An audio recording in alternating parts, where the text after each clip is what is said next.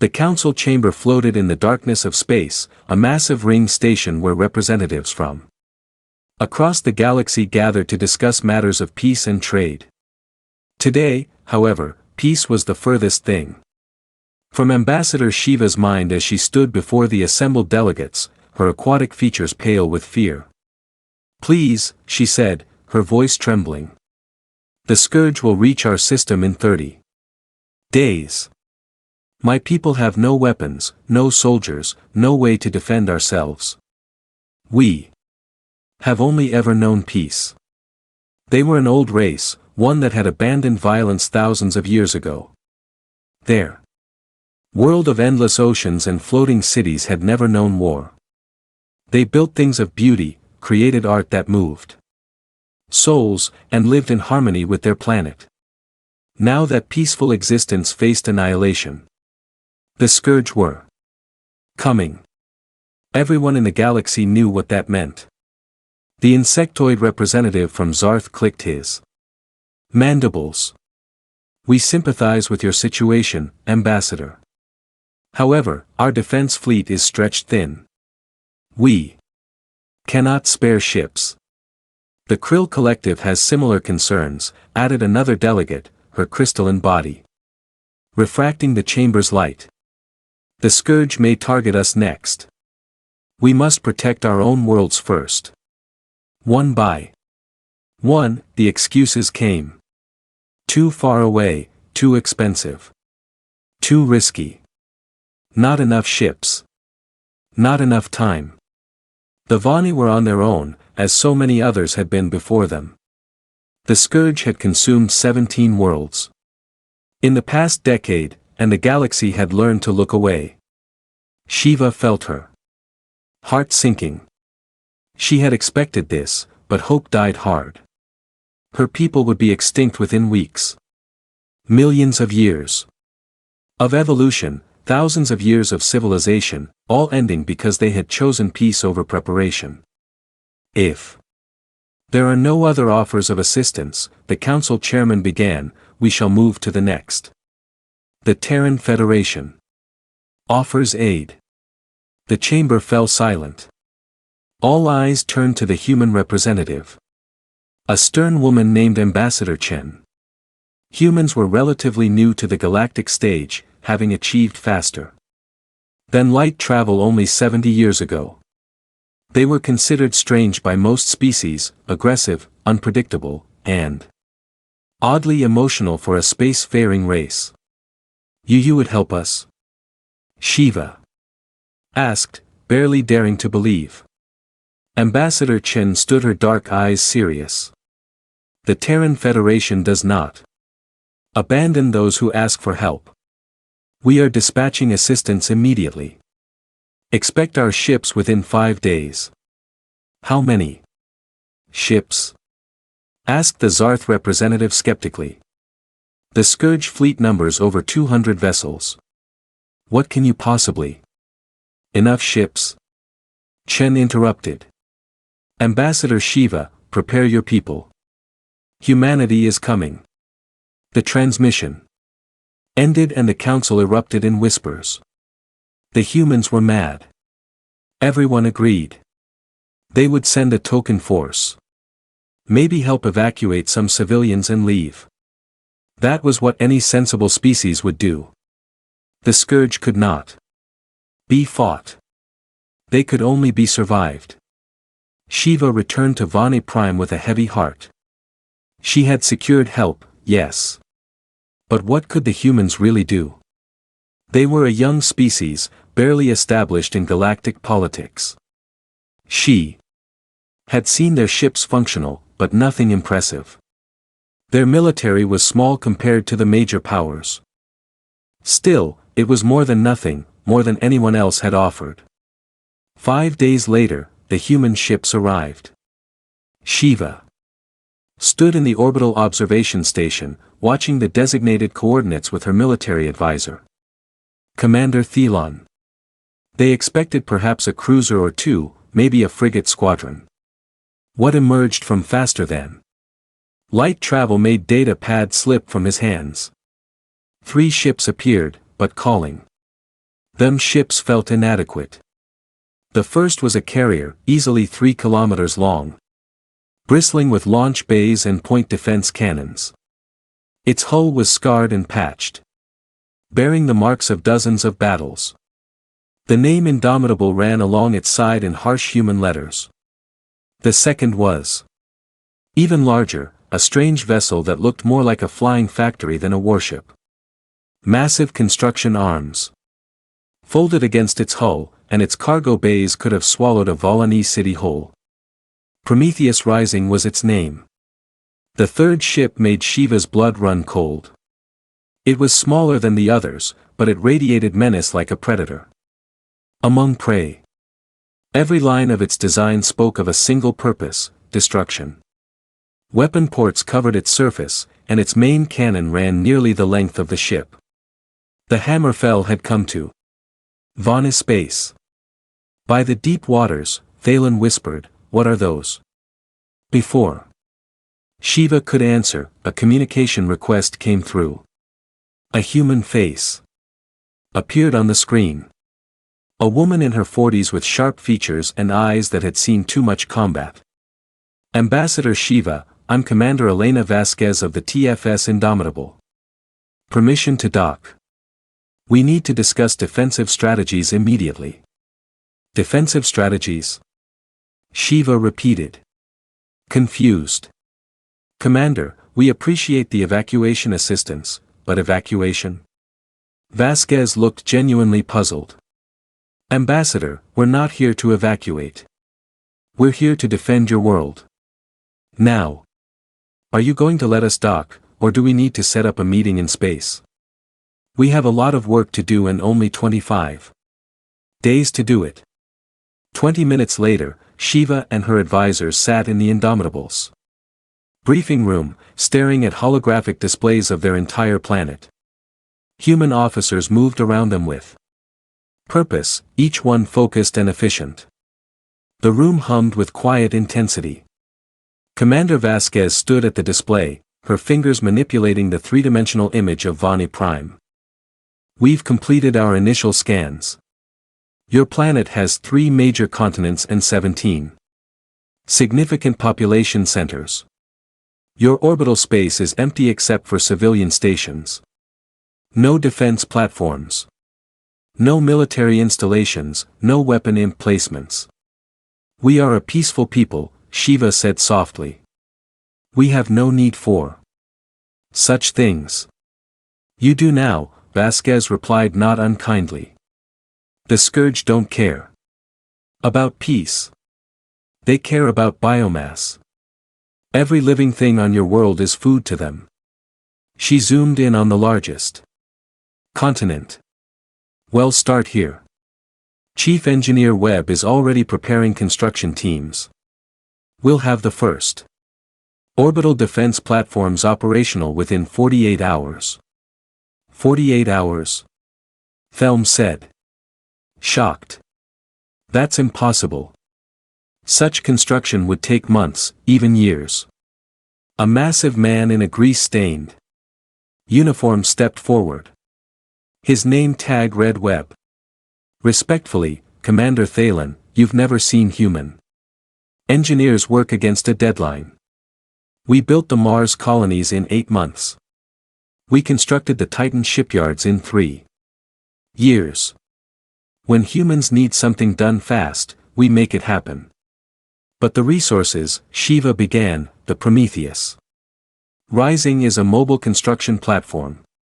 Webb explained, "She carries raw materials, fabrication equipment, and 5,000 of the best engineers in human space.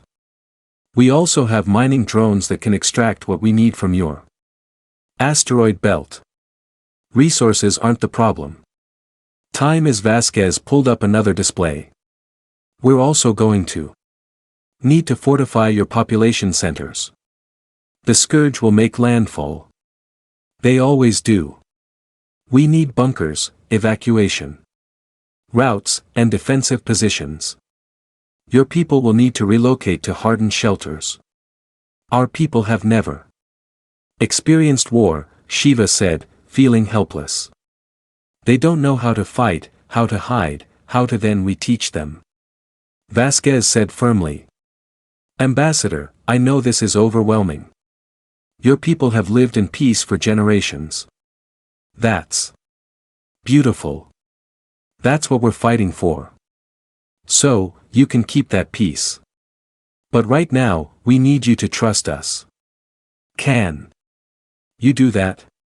Shiva looked at the human commander at her scarred hands and tired eyes and saw something she hadn't expected. Genuine determination. This woman wasn't here out of political obligation or for some hidden agenda. She was here because she believed in protecting those who couldn't protect themselves. Yes, Shiva said. We trust you. Tell us what you need. Everything. Vasquez replied. Landing coordinates for construction teams, lists of all underground caverns and natural shelters, civilian organization plans. We'll also need volunteers, people willing to learn basic combat skills. They won't be soldiers in 25 days, but they can learn to operate defensive systems. I'll put out the call, Elon said, straightening. What else? Chief Webb grinned, though it wasn't a happy expression. Coffee.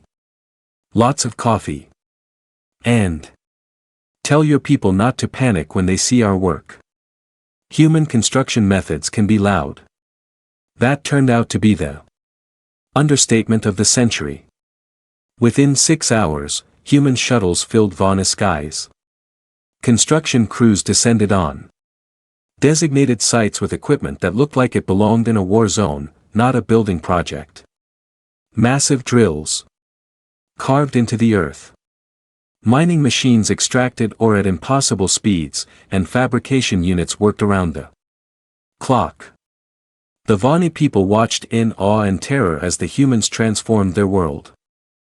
Explosions echoed across continents as humans used controlled demolitions to create underground bunker complexes. The ground shook, buildings rattled.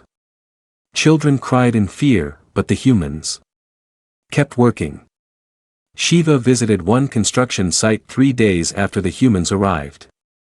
What had been an empty field was now a massive underground facility complete with life support, food storage, and medical facilities. Human workers moved in organized chaos. Each one knowing exactly what to do. A young human engineer, her face covered in dust, paused to explain the air filtration system to a confused technician. See, the scourge released toxic spores when they die. This filter catches anything smaller than 0.1 microns. Your people will be safe down here. You fought them before, the Volani said. Not quite a question. The engineer's face darkened. Once colony world called New Providence. We lost. We lost a lot of people before we figured out how to fight them. That's why we're here. So you don't have to learn those lessons the hard way. In orbit, the transformation was even more dramatic. Where empty space had existed, massive defense platforms now floated, each one bristling with rail guns and missile batteries. The Prometheus Rising worked non-stop, manufacturing components and assembling structures with mechanical precision. Shiva watched from the observation deck as another platform came online, its weapon systems glowing with power. Beside her, Commander Vasquez reviewed tactical displays on a data pad. 22 days left, Vasquez said. We'll have the primary defense grid complete in 15. That gives us a week for testing and adjustments. Commander, I must ask. Shiva said carefully. Why is humanity doing this? We can never repay you for this effort. We have nothing you need. Vasquez looked up from her pad and for a moment her professional mask slipped. Ambassador, 70 years ago, humanity reached the stars and found out we weren't alone. That was wonderful and terrifying. We also found out that the galaxy can be a cruel place. The Scourge, the Krill slavers, the Tsar. Expansion wars. We've seen what happens when peaceful species meet violent ones. She turned back to the window, watching her ship's work. Humanity has a saying. Those who can must, we can help. So, we must. It's that simple. Besides, she smiled grimly. Humans are really, really good at fighting. It's basically all we did for 10,000 years before we reached space. Seems a shame to waste all that practice. Below them, another explosion marked the completion of a bunker complex. Human engineers celebrated briefly before moving on to the next project. They worked 18-hour shifts, slept in temporary barracks, and never complained. 20 days remaining. The orbital defenses were 70% complete. Underground shelters could now house the entire population. Volunteer training was underway. Though most struggled with the concept of deliberately harming another living thing. The hammer fell. Remained in high orbit, silent and waiting. Shiva had asked Vasquez about it once. The Hammerfell is our siege ship. Vasquez had explained. She's designed for one thing, breaking enemy formations. Her main cannon hasn't been fired in 30 years. Let's hope we don't need it. 15 days remaining, the Scourge fleet was detected at the edge of the system. Moving inexorably toward Vani Prime, the humans intensified their efforts. More platforms came online. More bunkers opened. The Indomitable launched fighter squadrons for combat drills. Shiva couldn't sleep. She wandered the corridors of the orbital station, watching humans prepare for war. With grim efficiency. They joked with each other, shared meals, told stories about home. They were so alive, so full of energy despite the exhausting work. She found Commander Vasquez in the observation deck at 3 o'clock in the morning, staring at the distant stars where the Scourge fleet approached. Can we win? Shiva asked quietly. Vasquez didn't answer immediately. When she did, her voice was honest. I don't know. The Scourge are tough, and there are a lot of them. But here's what I do know. They've never faced humanity before. They think your world is an easy target. They're wrong. And we're going to teach them that lesson, whatever it costs. Why? Do you fight so readily? Shiva asked. The galaxy thinks humans are aggressive, dangerous even. But I've seen your people these past weeks. You're kind, creative, funny. Why are you also so good at violence? Vasquez smiled sadly. Because sometimes, Ambassador, the only way to protect kindness is with strength. The only way to preserve peace is to be willing to fight for it. Humans learned that lesson over and over throughout our history. We just hope the rest of the galaxy never has to. 10 days remaining. The defense grid was complete. Every citizen had an assigned shelter. Human Marines ran combat drills with the few volunteers who showed aptitude. Most failed, but a handful. Those with the right combination of courage and desperation learned quickly. 5 days remaining. The Scourge fleet entered the outer system. Their biohips were visible now on long-range sensors. Massive organic vessels that pulsed with malevolent life. 3 days remaining. Civilian evacuations began.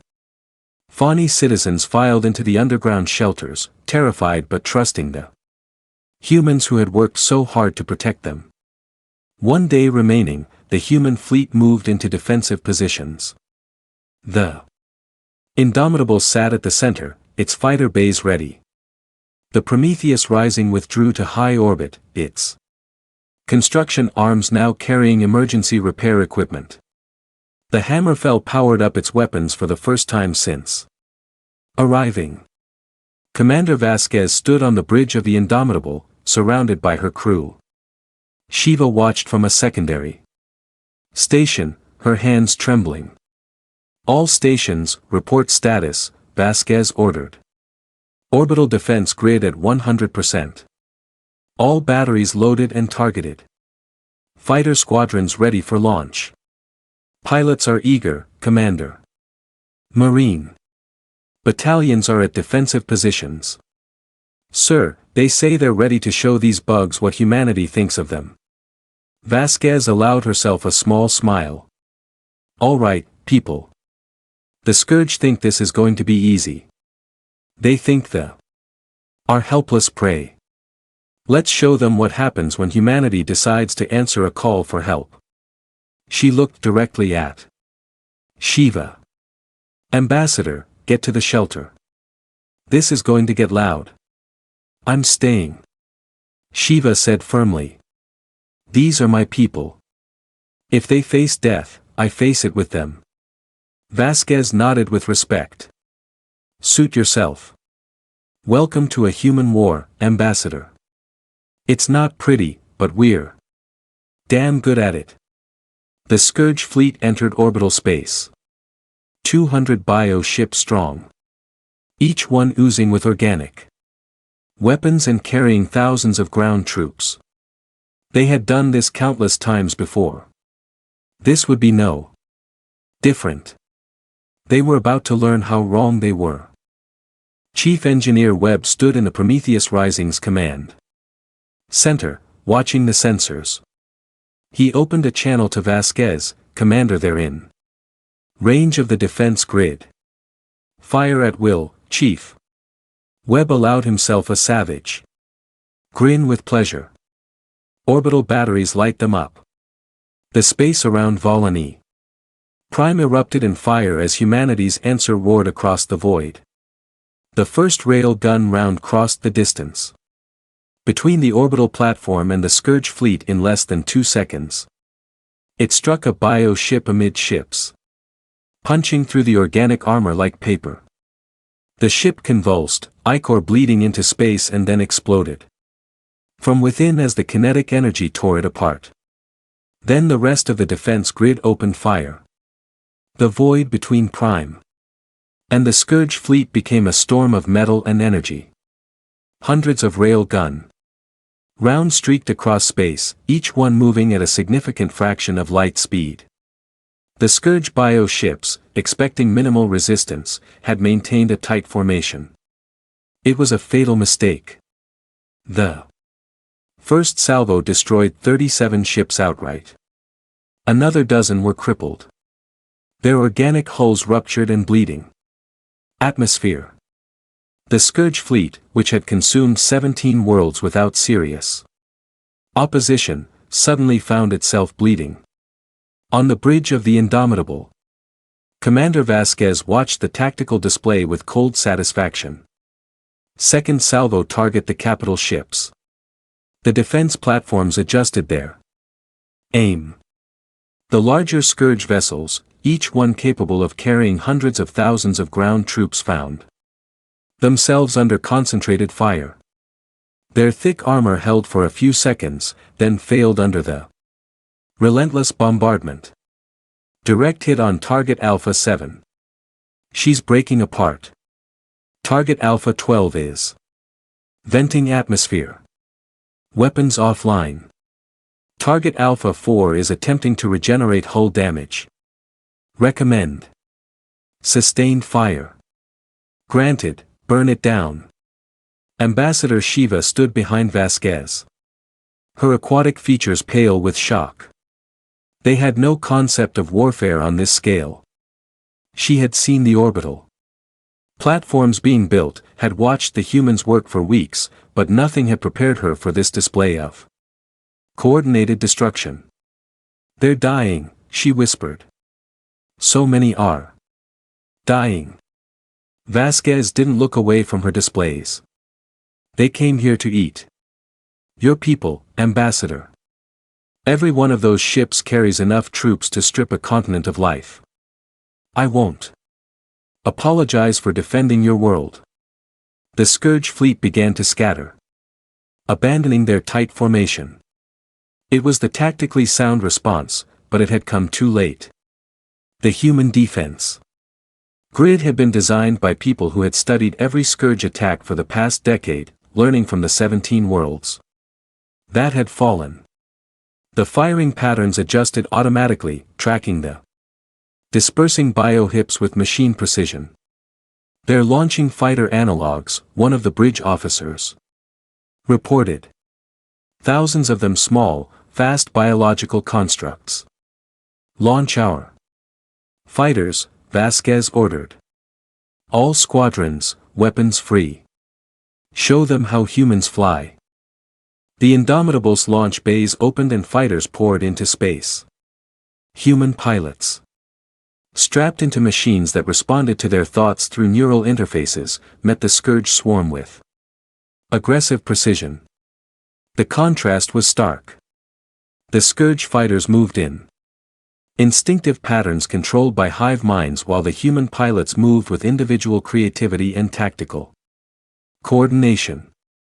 Within minutes, the space around Viney Prime became a chaotic battlefield. Human fighters were through. The Scourge swarm, their weapons tearing apart the biological constructs. When missiles ran low, they switched to guns. When gun ammunition depleted, some pilots made the choice that had defined humanity for millennia. They rammed their fighters into larger Scourge vessels, ejecting at the last possible second. Pilot Kowalski just took out a Scourge frigate analog with a collision run, the tactical officer reported. We have his beacon. Recovery shuttle is on route. What's his status? Vasquez asked. He's laughing. Commander says. He's got 2 more ejection seats if we need him to do it again. Despite the horror of the situation, Vasquez smiled. That's humanity for you, Ambassador. We're insane enough to ram starships and laugh about it. But the Scourge had numbers. For every bioship destroyed, 3 more pressed forward. They had learned their lesson about tight formations and now spread across a wide front, making concentrated fire less effective. Their strategy was simple. Overwhelmed through sheer mass. It had worked on 17 worlds. It would work here. Or so they thought. Scourge fleet is attempting orbital insertion, the sensor officer called out. They're going to make landfall. Let them come, Vasquez said. Chief Webb, are your people ready? On the Prometheus Rising, Chief Engineer Marcus Webb stood in his command center, surrounded by holographic displays, showing every defensive installation on Viney Prime. His engineering teams had worked for 25 days straight, sleeping in shifts, eating meals at their worsts, pushing their bodies to the absolute limit of human endurance. Now, all that work was about to be tested. All ground installations are online and operational. Webb reported. Bunker cities are sealed. Civilian population is secure. Artillery batteries are loaded. Marines are in position. He cracked his knuckles. We're ready to introduce them to human defensive engineering. The Scourge biohips began their descent through Viney Prime's atmosphere. Massive pulsating vessels that looked like diseased organs. They carried millions of ground troops. Beetle-like warriors the size of hover cars, each one capable of tearing apart a building with their claws. They hit the first layer of defense at 10,000 m. Human surfacito air missile batteries opened fire, filling the sky with contrails and explosions. Dozens of Scourge landing craft detonated in the upper atmosphere, raining biological debris across empty fields. But more kept coming. The Scourge were willing to accept massive casualties. They had evolved for overwhelming assault, throwing bodies at problems until the problems drowned in ichor and kitten. They landed on the largest continent in waves. Millions of warriors pouring from ruptured bio-ships. The beetle soldiers scuttled forward with horrifying speed. Mandibles clicking, ready to begin the harvest of prime. Then they met humanity's second lesson. Humans knew how to build death traps. The scourge pushed forward across what appeared to be open plains heading toward the nearest city. Halfway there, the ground exploded. Chief Webb had spent 2 weeks mining the entire approach with enough explosives to reshape the landscape. Entire divisions of scourge warriors simply ceased to exist, vaporized by carefully placed charges. The survivors pushed forward, driven by their hive mind's insistence. They ran directly into the second line of defense, automated turrets that Webb's teams had installed every 100 meters. The turrets were AI-assisted, fast enough to track individual targets and smart enough to prioritize threats. They opened fire with machine guns, grenade launchers, and flamethrowers. The scourge line staggered under the withering fire, but pressed on. They were tough, redundant, and numerous. A few thousand casualties meant nothing to them. They would overwhelm these defenses as they had overwhelmed so many others. Then they met the third line, human marines. Sergeant Marcus Dust Callahan lay in his fortified position, watching the scourge advance through his rifle scope. Around him, his squad did the same. Each one a veteran of a dozen conflicts. They had volunteered for this mission when many thought it was suicide. That was fine with them. Marines specialized in impossible missions. Contact in 30 seconds, someone murmured. Remember, Dus said calmly. Headshot only. These things can lose limbs and keep fighting. You need to hit the brain cluster behind the forward carapace. Nice and easy. Surge, there's like 10,000 of them, a younger Marine said, his voice tight with nervousness. Then you'd better not miss, Dust replied. Fire when ready. The Marines opened fire. They didn't spray bullets wildly. Each shot was aimed. Controlled, precise. Human marksmanship honed over centuries of warfare met alien biology in a test of efficiency versus numbers. The scourge fell in waves, their brain clusters destroyed by hypervelocity rounds, but more kept coming. Reloading. Switching to grenades. Contact left. Contact left. I see them covering fire. The battle devolved into chaos. The scourge reached the human lines and began close combat. These aliens had evolved for melee warfare. Their mandibles and claws designed to tear apart flesh and armor alike. But humans had evolved for something else. Adaptability and ruthless efficiency. When rifles ran out of ammunition, Marines switched to shotguns. When shotguns ran dry, they used pistols. When pistols were empty, they pulled out combat knives. When knives broke, they used their hands and whatever they could grab. One Marine killed a scourge warrior with its own severed claw, then used that claw to kill 3 more. In the command bunker beneath the battlefield, Commander Thelny Defense Force watched in stunned disbelief. He had never imagined combat could be so brutal, so personal, so utterly without mercy. The humans fought like cornered predators, giving no quarter and expecting none.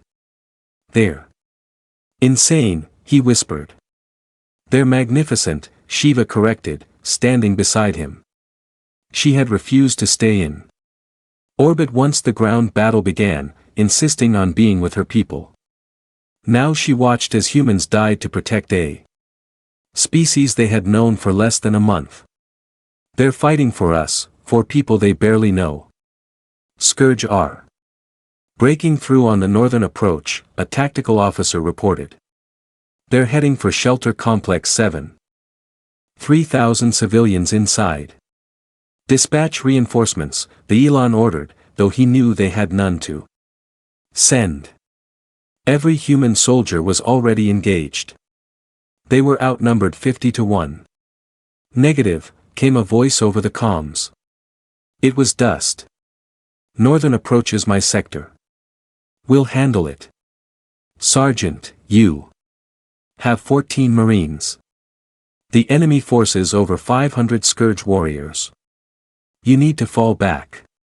Respectfully, Commander, that's not happening. These civilians asked for shelter. Humanity doesn't break promises. Dust out. The channel went silent. Thelm pulled up the visual feed from the northern approach and watched in horror and awe as 14 humans positioned themselves between 500 aliens and a shelter full of innocent civilians. They held for 40 minutes. Dustin and his team used every trick humanity had learned in 10,000 years of warfare. They used the terrain, funneling the Scourge into kill zones. They used combined arms, coordinating rifle fire with grenades and explosives. They used psychological warfare, making noise and movement to seem more numerous than they were. When one Marine fell wounded, another dragged him to cover and kept fighting. When ammunition ran low, they didn't retreat. They fixed bayonets. The Scourge, expecting easy prey, found humans who refused to break. Every meter forward cost them dozens of warriors. Every second of delay meant more civilians reaching safety. The hive mind couldn't understand it. Why were these creatures fighting so hard for beings that weren't even their own species? By the time reinforcements arrived, Dust was the only Marine still standing. He was covered in blood, his own and the Scourge's, and surrounded by hundreds of alien corpses. His rifle was destroyed. His armor was shredded, and he had at least 6 serious wounds. But he was still conscious, still armed with a combat knife, still standing between the enemy and the shelter entrance. Shelter is secure, he reported when the reinforcements reached him. Then he collapsed. The medics got to work immediately, using their skills to stabilize wounds that would have killed any other species. Humans were tough, stupidly tough. Evolved on a death world that had tried every way possible to kill them for millions of years. Dust would live, though he'd spend weeks in recovery. The battle raged for 3 days. The Scourge kept landing. Troops kept pushing forward. Kept expecting the defenders to break. But the humans didn't break. They couldn't afford to. Every shelter they defended contained thousands of lives. Chief Webb worked miracles using the Prometheus Risings fabrication facilities to manufacture ammunition, medical supplies, and replacement parts for damaged defensive systems. His engineers worked in the middle of combat zones, repairing turrets under fire, rebuilding defensive positions while Scourge warriors attacked them. One engineer, a woman named Sarah Chen, held a critical supply route by herself for 2 hours when her squad was pinned down. She used a construction mech, a machine designed for lifting cargo as an improvised combat vehicle, crushing Scourge warriors with equipment that was never meant for warfare. In orbit, the battle continued. The Scourge biohips kept coming and the human fleet kept destroying them. But the numbers were telling. The Indomitable had lost a third of its fighter complement. 2 of the orbital defense platforms had been destroyed. Human casualties mounted. On the 3rd day, Commander Vasquez stood on the bridge reviewing reports and realized the truth. They were losing. Not quickly, not obviously, but inevitably. The Scourge simply had too many ships, too many warriors. Humanity was fighting with everything they had. But eventually the numbers would overwhelm them. "Commander," the tactical officer said quietly. "Scourge capital ships are forming up. They're preparing for a massive orbital bombardment. If they target the shelters directly, the shelters could withstand conventional attacks. But if the Scourge were willing to sacrifice dozens of their own ships to punch through the defenses, they could reach the civilians. Millions would die." Vasquez stood silent for a long moment, running calculations in her head. Then she opened a channel to the Hammerfell. "Captain Morrison, this is Commander Vasquez. Authorization. Code Vasquez Theta 9. I need your main gun." There was a long pause. Everyone on the bridge knew what that meant. The Hammerfell's main weapon was a mass driver cannon that ran nearly the full length of the ship. It fired projectiles at relativistic speeds with enough energy to crack a planet's crust. The weapon hadn't been used in 30 years because the last time it fired, it had destroyed an entire enemy fleet along with 3 friendly ships that were too close to the target. "Commander," Captain Morrison said carefully. "You know what you're asking. The targeting requirements." "I know, Captain, but if we don't break that formation now, we lose the planet. All of it. Every human marine, every civilian we've been protecting. I need that gun." Another pause. "Understood. Powering up the main cannon. We'll need 15 minutes to charge." "You have 10, Vasquez said and closed the channel. She turned to Shiva, who had been listening in growing horror. "Ambassador, I need you to order a planet-wide alert. Everyone underground as deep as possible.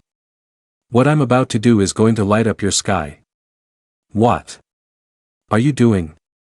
Shiva asked, though she already knew the answer. "I'm using the biggest gun humanity ever built," Vasquez said grimly. "And I'm praying I don't miss. Get underground, Ambassador, now." Chief Webb had been coordinating defensive operations when the alert came through. He looked at the tactical display, saw the Hammerfell moving into position, and started laughing despite the exhaustion and stress. "Those magnificent bastards are actually doing it," he said to no one in particular. He opened a channel to all human forces on the ground. "All personnel, this is Chief Webb. Get underground immediately. I mean right now. Forget what you're doing. Just get below ground and get something solid over your head. The Hammerfell is about to show these bugs why humans don't build weapons for show." On the ground, Dust, barely conscious in a medical bay, heard the announcement and smiled through his pain. "About time. I was getting tired of the fair fight." In orbit, the Hammerfell completed its positioning. The siege ship had been designed for one purpose: breaking enemy formations that conventional weapons couldn't handle. Its main gun was a marvel of human engineering, a weapon that channeled unimaginable amounts of energy into a single projectile. Captain Morrison sat in his command chair, running final calculations. His crew moved with practiced precision, each one knowing their role. They had trained for this moment, even though they hoped never to use it. "Main gun charged to 90%, the weapons officer reported. "Target lock acquired on the Scourge capital formation.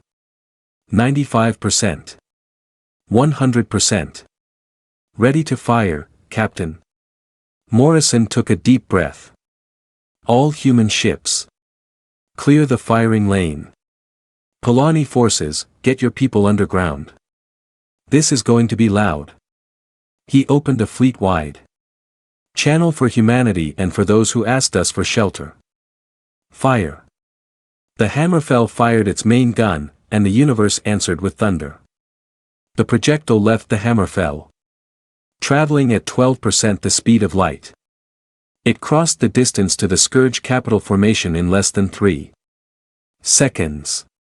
The beam of superheated plasma that followed the projectile's path was visible from the surface of Volani Prime. A line of blue-white fury that split the night sky. The first capital ship didn't explode. It simply ceased to exist. The relativistic projectile passed through it like it wasn't there. The kinetic energy vaporizing organic matter. Instantly. The ship behind it suffered the same fate, and the one behind that, the projectile barely slowed by passing through living star ships, continued through the formation. 12 Scourge capital ships vanished in less than a second. The plasma beam superheated matter from the destroyed ship spread outward in a cone of death. 6 more capital ships found themselves bathed in temperatures normally found in the hearts of stars. Their organic armor evolved over millions of years to resist conventional weapons meant nothing. They burned, screaming their death songs across alien frequencies and died. On the bridge of the Indomitable, the tactical display updated in real time. 18 capital ships gone. The Scourge formation, which had been preparing for orbital bombardment, broke apart in chaos. The hive mind controlling them, spread across hundreds of biohips, experienced something it had never known before. Fear. Direct hit. The tactical officer reported his voice ed despite his training. 18 confirmed kills. The Scourge formation is scattering. Commander Vasquez allowed herself a moment of satisfaction, then snapped back to business. Don't let them regroup. All fighters pursue. Orbital. Batteries fire at will. I want every ship that's running to think twice about coming back. The human fighters, already aggressive by galactic standards, heard the order and responded with enthusiasm. They had been holding defensive positions for 3 days, watching friends die, watching their ammunition dwindle. Now they were unleashed. The pilots pushed their fighters to maximum acceleration, hunting down fleeing Scourge vessels with predatory intensity. Lieutenant Amy Chen, flying her fighter with neural precision, locked onto a Scourge frigate, trying to escape. Her missile racks were empty, but her guns still had ammunition. She close to point-blank range, a distance that made her wingmen scream warnings over the comm and poured fire into the bio-ship's engines. The organic propulsion system ruptured and the ship began tumbling out of control. Fox 4. What are you doing? Her wingman called. You're inside their weapon range. They don't have weapons anymore, Chen replied, watching the frigate break apart. They just have fear, and they should be afraid. They attacked the wrong planet. On the ground, the Scourge forces received no new orders. The hive mind, its capital ships destroyed or fleeing, lost coordination. The beetle warriors evolved to follow commands without question, found themselves suddenly alone with their basic instincts. Some kept fighting, others attempted to flee. Many simply froze. Their limited individual intelligence unable to cope with the loss of guidance. Human Marines, battered and exhausted, pressed their advantage. Sergeant Dust, conscious again despite his injuries, refused to stay in the medical bay. He armed himself with a rifle and returned to the battlefield, ignoring the protests of the medical staff. Sarge, you need rest, one of his Marines said. I'll rest when they're gone, Dust replied, loading his weapon. Right now, we finish this. The tide had turned. But battles don't end cleanly. The Scourge on the ground still numbered in the millions, and even disorganized.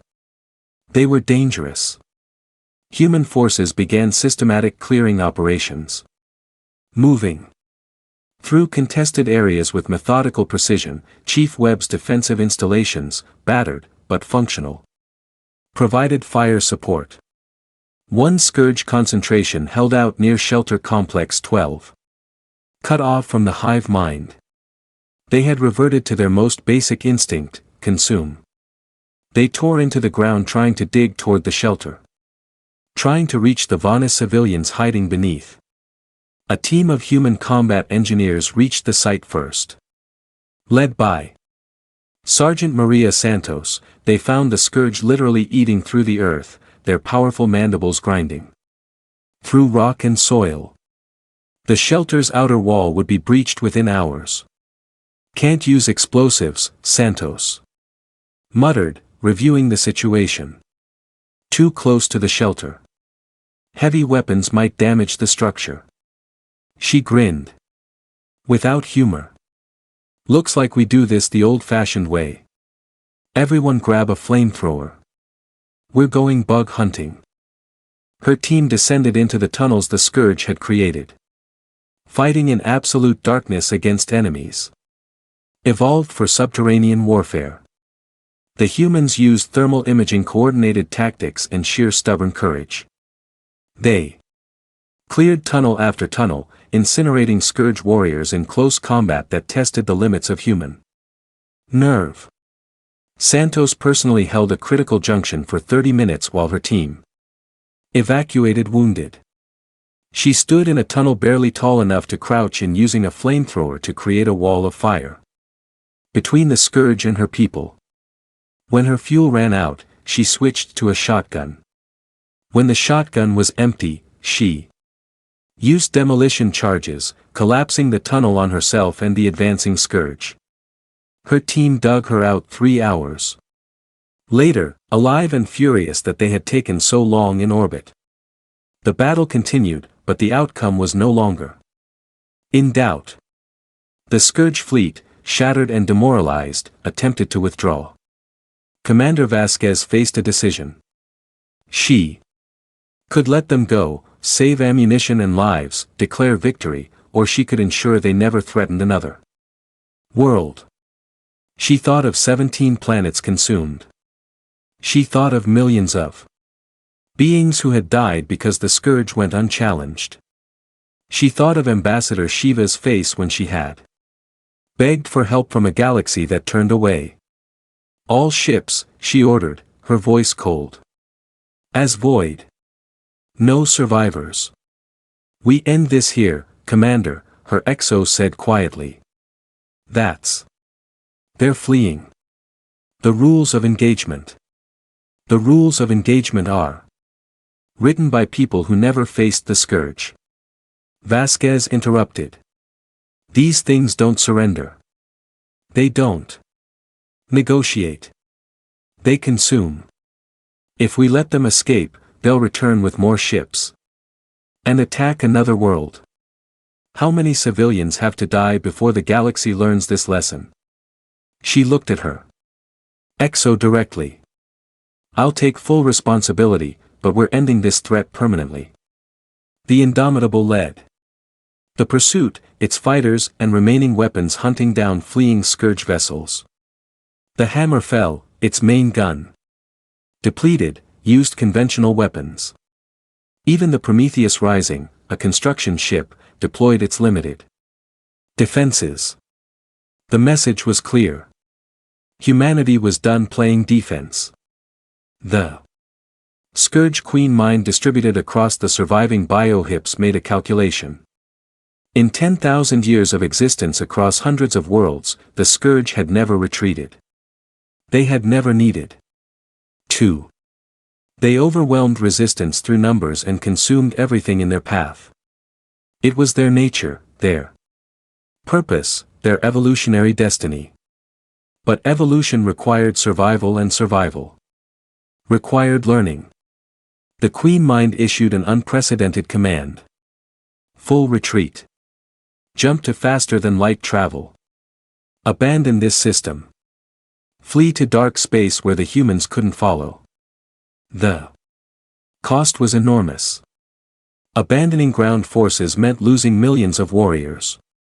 Leaving behind biohips meant reducing their fleet strength. But the alternative was extinction. The remaining Scourge capital ships engaged their organic FTL drives and vanished, leaving behind nearly 3 million ground forces with no way off the planet. On Vani Prime, those abandoned Scourge warriors faced a choice they had never encountered before. Surrender or death. The hive mind was gone. Individual intelligence suppressed for millions of years of evolution flickered weakly. Some kept fighting mindlessly. Others simply stopped moving. Their primitive brains unable to process their situation. Commander Thelm, watching from the command bunker, made a decision that surprised everyone, including himself. Broadcast a message in all frequencies. Tell them to lay down their weapons and gather in designated areas. If they comply, we will not kill them. A human officer looked at him in shock. Commander, these things were trying to eat your people. And you taught us something, Felon replied. Humanity. Fights with incredible violence but also with mercy when the fight is won.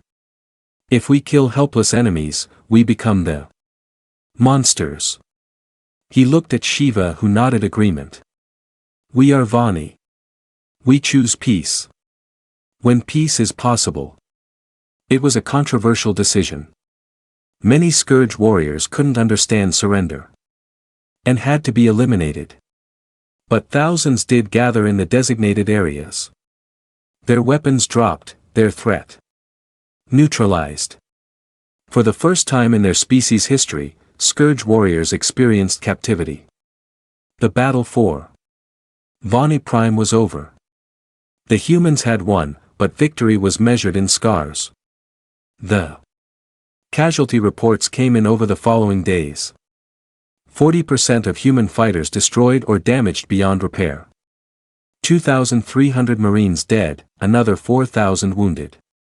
The Indomitable had suffered critical damage to its port side, 3 decks exposed to vacuum. 2 orbital defense platforms completely destroyed, 5 more heavily damaged, but Prime stood. Of the 8 million Vana civilians, 30,000 had died, mostly from accidents during the evacuation or shelter collapses during bombardment. It was a tragedy, but measured against the extinction the Scourge would have delivered, it was a miracle. Ambassador Shiva walked through the human medical bay 3 days after the last shot was fired. The bay was overwhelmed with wounded human and working side by side to treat everyone. She found Commander Vasquez there refusing treatment until her people were cared for. Commander, you need medical attention, Shiva said. Seeing the bandages and the exhaustion on Vasquez's face. I'm fine, Vasquez replied, though she clearly wasn't. How? Are your people alive because of you? Because of all of you. Shiva sat beside her, struggling with emotions she had no words for. Commander, why did you do this? We are not your people. We had nothing to offer you. You could have sent a token force and left. Instead, you fought like we were your own. Why? Vasquez was quiet for a long moment, watching medics work on a Marine who had lost a leg. Ambassador, do you know what humanity's greatest strength is? It's not our technology or our tactics. It's that we're too stupid to know when something is impossible. You asked for shelter. Anyone else heard evacuation request? We heard protect them. She turned to look at Shiva directly. Before we reached the stars, humans fought each other for thousands of years. World wars, civil wars, every kind of conflict you can imagine. We nearly destroyed ourselves a dozen times. But we also learned something. The cost of helping someone is always less than the cost of watching them die. And doing nothing. Always. Your people sacrificed so much, Shiva. said. Tears flowing freely. Now in Viney culture, tears were sacred, only shed for the deepest emotions. That's what sacrifice means, Vasquez said gently. Doing something that costs you because it's the right thing to do. Your people gave us something in return, though you don't realize it. What could we possibly give you? Purpose, Vasquez replied. For 10,000 years, humans were predators. We evolved to hunt, to fight, to survive. When we reached the stars, we worried we'd become the monsters. That all that violence would make us conquerors. But this showed us we can be protectors instead. You gave us a reason to be strong. You gave us a reason to fight. That's worth more than you know. A medical officer finally convinced Vasquez to lie down for treatment. As the medics worked on her injuries, she kept talking. The galaxy thinks humans are aggressive and dangerous. They're right, but they don't understand that we can choose who that aggression targets. We're dangerous to the Scourge.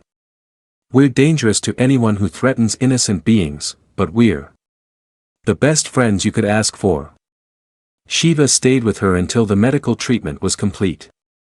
Around them, the bay bustled with activity. Human doctors treated patients with the same care as their own species. Vani volunteers, untrained but eager to help, fetched supplies and comforted the wounded. In the aftermath of violence, two species learned to work together. Chief Engineer Webb was already planning the reconstruction. The Prometheus Rising, damaged but functional, began manufacturing materials for rebuilding. The defensive platforms that survived would be upgraded. The bunker cities would become permanent infrastructure. Ani Prime would emerge from this war stronger than before. Webb visited one of the surface sites where a battle had raged. The landscape was scarred, cratered from explosives and weapon fire. Scourge corpses were being cleared by automated systems. It looked like hell, but Webb saw something else. Opportunity. We're going to help you rebuild all of this, he told the engineers accompanying him. But we're also going to teach you how to build defensively, how to maintain weapon systems, how to be ready if something like this happens again. We are a peaceful people, one of them said hesitantly. We do not want to become warriors. You don't have to be warriors, Webb replied. But you need to be prepared. Peace is wonderful, but peace without the ability to defend it is just asking to be a victim. We'll teach you to be strong. What you do with that strength is up to you. The captured Scourge warriors presented a unique problem. The Galactic Council wanted them destroyed. They were too dangerous to keep alive. They, however, refused. Commander Thalen argued passionately that destroying helpless prisoners would make them no better than the Scourge themselves. Humanity offered a compromise. The Scourge would be studied, their biology analyzed, their hive mind mechanisms understood.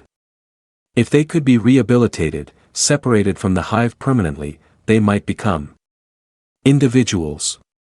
If not, they would be humanely kept in isolation. It was a long shot, but it was better than mass execution. Scientists from multiple species arrived to study these captured Scourge. What they found was disturbing and sad. Creatures evolved entirely for warfare, with almost no individual identity. But there were sparks of something more. Hints that with the hive mind gone, individuality could emerge. It would take years, maybe decades, but there was hope.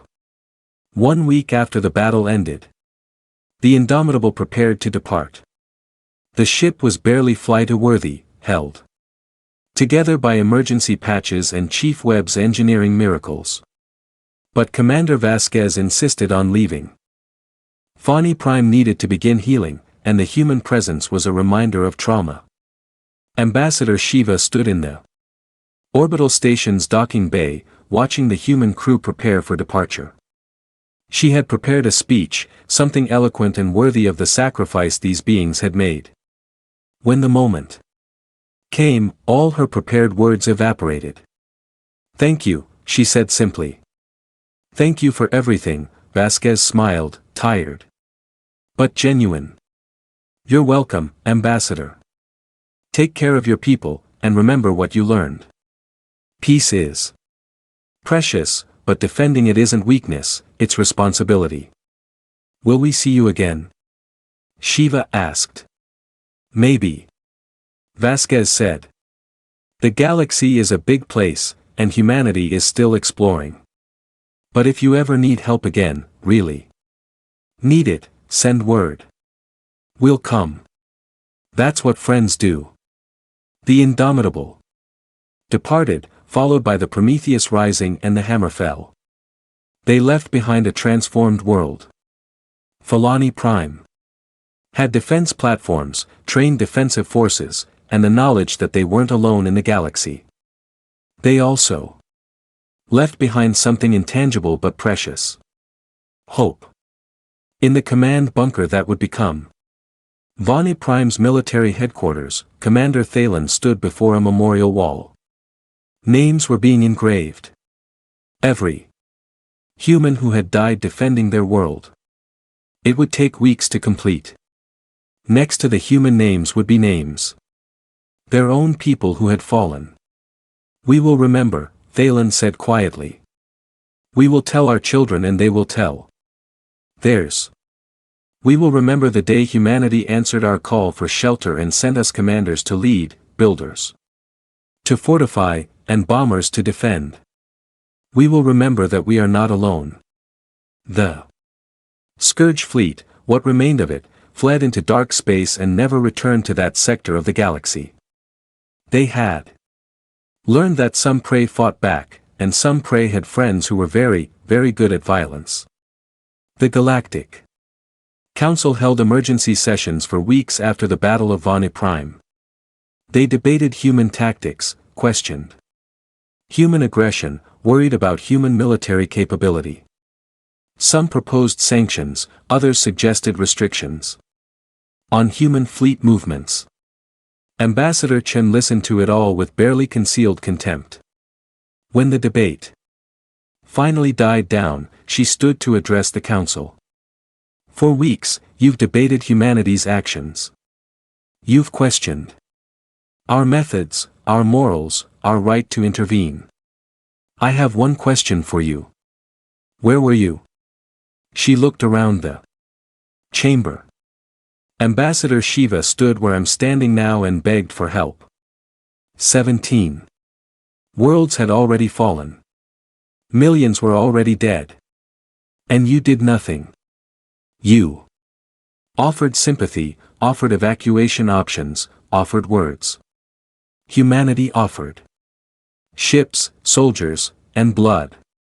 The chamber was silent. Chen continued, her voice sharp. "You call us aggressive? Yes, we are. You call us dangerous? Absolutely. But we're dangerous to slavers, to world eatators, to anyone who threatens innocent beings. If that makes us outlaws in your eyes, so be it. We'll be outlaws who sleep soundly, knowing we helped someone who needed it. The Terran Federation will continue to act according to our own principles. We will help those who ask for help. We will defend those who cannot defend themselves. And we will fight anyone who tries to stop us. This council can sanction us, condemn us, or thank us. Frankly, we don't care which. The people of Vani Prime know what we are, their friends." Chen sat down. The council erupted in arguments, but the humans had made their position clear. They would not apologize for defending Vani Prime. They would not promise to follow rules written by beings who valued procedure over lives. For other species watching, The debate quietly sent messages to Earth requesting military aid against various threats. Humanity had proven something the galaxy needed to know. Some species would fight for you, not for profit or territory, but simply because it was right. The Scourge, wherever they fled, carried with them a new understanding. The galaxy had changed. There was a new predator now, one that didn't hunt for food or territory. Humanity hunted monsters, and they were terrifyingly good at it. Oni Prime, life began returning to normal. Though normal had changed forever. Children played in parks built over old battlefields. Adults worked in cities that now had defensive walls. Volunteers trained with weapons they hoped never to use again. And above it all, in stationary orbit sat a gift from humanity. A single defense platform. Maintained by a joint human crew. It was a reminder and a promise. You are not alone and you never will be again. Ambassador Shiva stood on a balcony overlooking her capital city, watching the sunset paint the sky in shades of purple and gold. Somewhere up there, human ships were patrolling, making sure the Scourge didn't return. Somewhere down here, human engineers were teaching how to maintain their new defenses. She thought about the galaxy she had known, where the strong consumed the weak and the peaceful died alone. Then she thought about the new galaxy where at least one species had decided that wasn't acceptable. Thank you, humanity, she whispered to the sunset, for teaching us that we deserve to survive. 3 months after the Battle of Volani Prime, the transformation was almost complete. Where ruins had stood, new buildings rose. Where empty fields had hosted battles, memorial gardens now grew. The scars remained. You couldn't erase that much violence. But life had returned to something resembling normally. Commander Elena Vasquez stood in what would become the defense academy, watching construction crews put finishing touches on the main building. She had requested discharge from active duty and accepted the position of Chief Military Advisor to Vani Prime. The decision had surprised many in the Terran Federation, but not those who knew her. You're really staying, Chief? Engineer Marcus Webb asked, joining her at the observation window. He had also chosen to remain, overseeing the reconstruction efforts. The Prometheus Rising had returned to human space, but Webb had transferred to civilian service. Volani Prime needed builders more than the fleet did. Someone has to teach them, Vasquez replied. They're good people, Webb. They deserve a chance to defend what they've built. And honestly, I'm tired of war. Teaching people how to avoid war. That's something I can do. Webb nodded. Fair enough. The reconstruction is 90% complete. Defense grid is better than what we installed during the battle. Your students are actually learning faster than I expected. Ani are quick learners, Vasquez agreed. They just never had a reason to learn warfare before. Now they do. The academy was humanity's gift to Vani Prime, a fully equipped training facility for defensive warfare. It taught strategy, tactics, weapons operation, and most importantly, the philosophy of defensive strength. The core principle was simple. Be strong enough that no one dares attack, but never use that strength for conquest. Commander Theln approached them carrying data pads filled with reports. He had become the Academy's director despite having no military background before the Scourge arrived. 3 months of combat had changed him, aged him, but also strengthened him. The first class of trainees is ready for your inspection. Commander Vasquez, he said formally. 200 volunteers, all veterans of the battle. They want to ensure nothing like the Scourge ever catches us unprepared again. Let's see what they've learned. Vasquez said. The training ground was impressive. A full simulation facility. Capable of recreating any combat scenario. 200 all wearing the new defensive force uniform stood in formation. They weren't Marines. They never would be. But they were capable. Trained defenders ready to protect their world. Vasquez walked along the ranks seeing faces she recognized. The civilian who had helped coordinate evacuations. The engineer who had learned to repair combat equipment under fire. The medical technician who had saved dozens of lives in the field hospitals. They had all been ordinary people 3 months ago. War had made them something more. At ease, she said, and the formation relaxed slightly. I've reviewed your training scores. Most of you exceed minimum standards. Some of you are exceptional. You should be proud of what you've accomplished. But I want you to understand something important. She paused, making sure every eye was on her. Being a defender isn't about how well you shoot. It's about knowing when to shoot. Humanity has fought thousands of wars. We're very good at violence. But the wars we're proudest of, they're the ones we prevented through strength. The battles we didn't have to fight. Because we were prepared. Your people chose peace for millennia. That was beautiful. That was right. But peace without strength is vulnerability. What you're learning here isn't how to be aggressive. It's how to be strong enough. That aggression against you becomes too costly. Do you understand? Yes, Commander. 200 voices replied in unison. If you'll have me. You and every human who fought for us will have honored places, Shiva assured her. Speaking of which, the memorial dedication is tomorrow. Will you speak? Vasquez hesitated. She hated speeches, hated putting her feelings into words that seemed inadequate, but she owed it to the people who had died here. I'll speak. No promises. It'll be eloquent. The memorial sat at the exact spot where the first human shuttles had landed 3 months ago. It was a massive structure 50 m tall depicting 3 figures, a commander studying a tactical display, a builder wielding tools, and a marine holding a rifle. The sculptor had captured something essential about humanity, the combination of intelligence, creativity, and controlled violence that defined them. At the base of the memorial, names were engraved.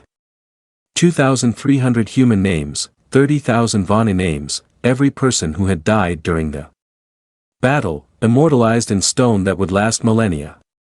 The dedication ceremony drew crowds from across the planet. Banani came to honor the fallen human personnel, those who had stayed, and those who had returned for the ceremony came to remember their friends. Even representatives from other species attended, including several who had voted against helping Anani Prime at the Galactic Council. Sergeant Marcus Dust Callahan stood near the memorial, leaning heavily on a cane. His wounds had healed, but he would never move quite as well as before.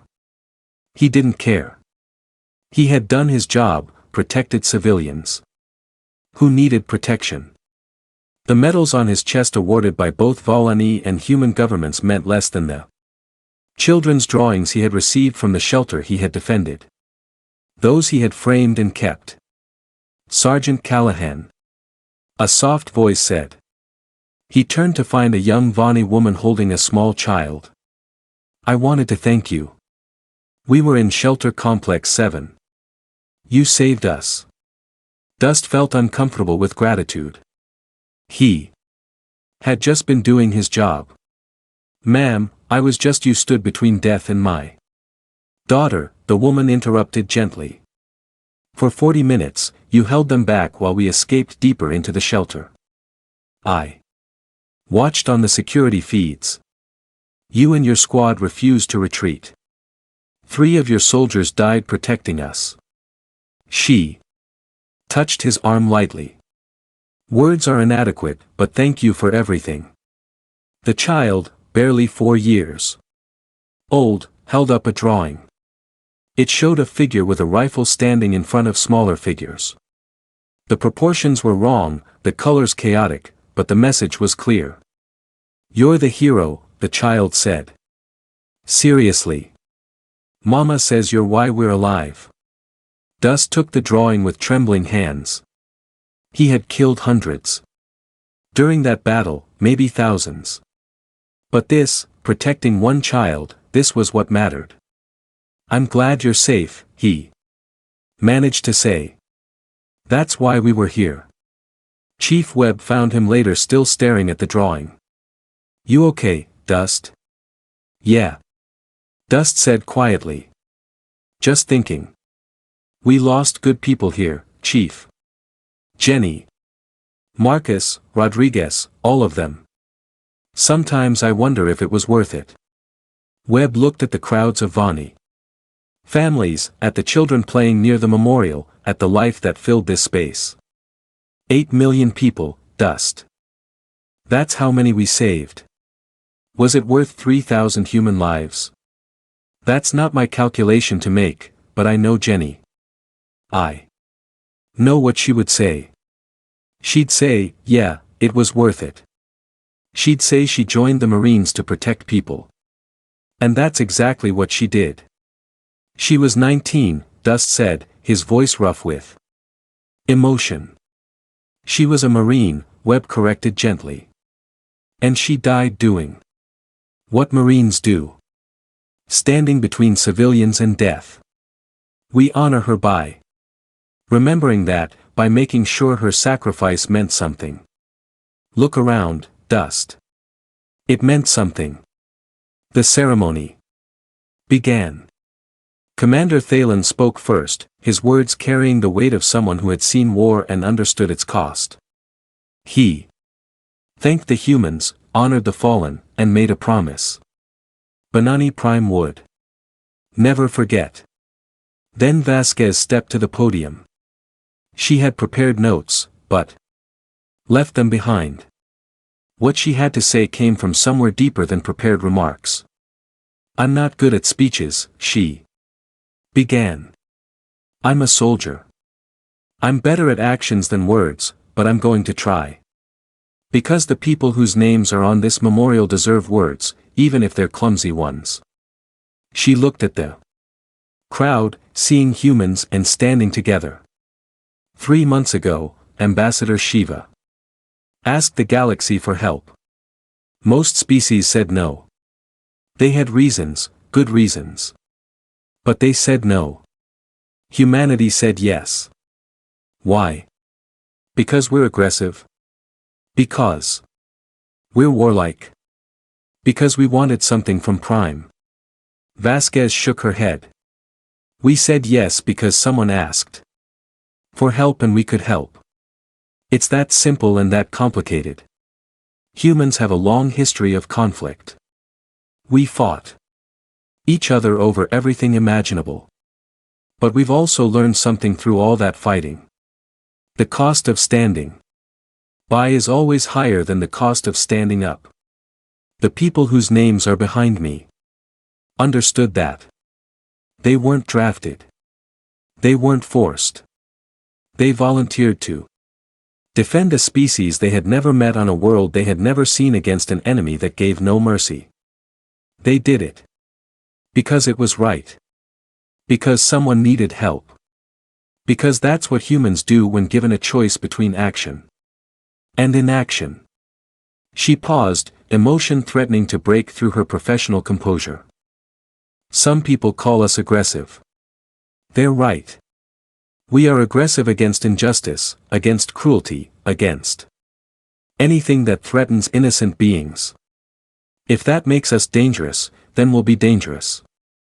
But we'll be dangerous in defense of others, never in conquest of them. To the humans who fell here, you did your job perfectly. You protected people who needed protection. You held the line when it would have been easier to break. You gave everything so that millions could have a future. We will never forget you. We will honor your memory by continuing your work. By standing up when others need us, by being strong enough to protect the weak, by being human in the best sense of that word. And to the felony who fell. You showed courage that many species never discover. You faced unimaginable horror. And didn't break.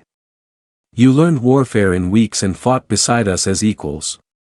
Your people chose peace for millennia. And when that peace was threatened, you found strength you didn't know you had. We're honored to have fought beside you.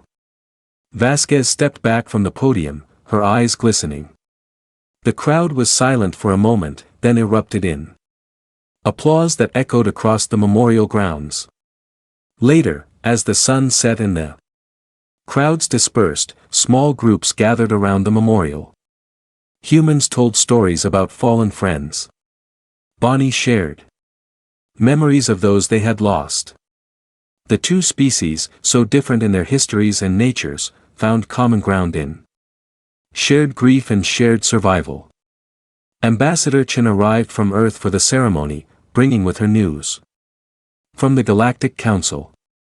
She found Vasquez sitting near the memorial alone with her thoughts. The council formally censured the Terran Federation, Chen said without preamble. 17 different violations of intervention protocols. They want us to promise never to do this again. What did you tell them?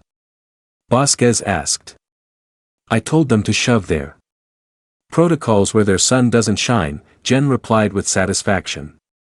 Then I told them that 4 other species have formally requested human military assistance. The Krill are threatening the Pleiadian colonies. The Vorash mining worlds are facing pirate raids and 2 others have scourge sightings near their space. They all want what you gave Vani. Prime protection.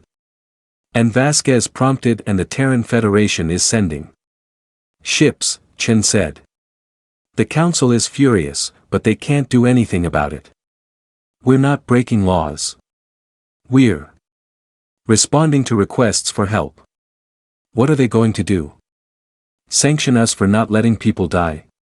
She sat beside Vasquez, looking at the memorial. You started something here, Elena.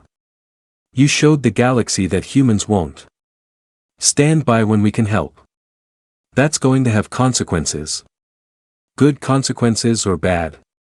Vasquez asked. Both, Chen admitted. Some species will fear us more. Some will ask for our help. Some will try to use us. But here's what matters. Species like the Viney now know they're not alone.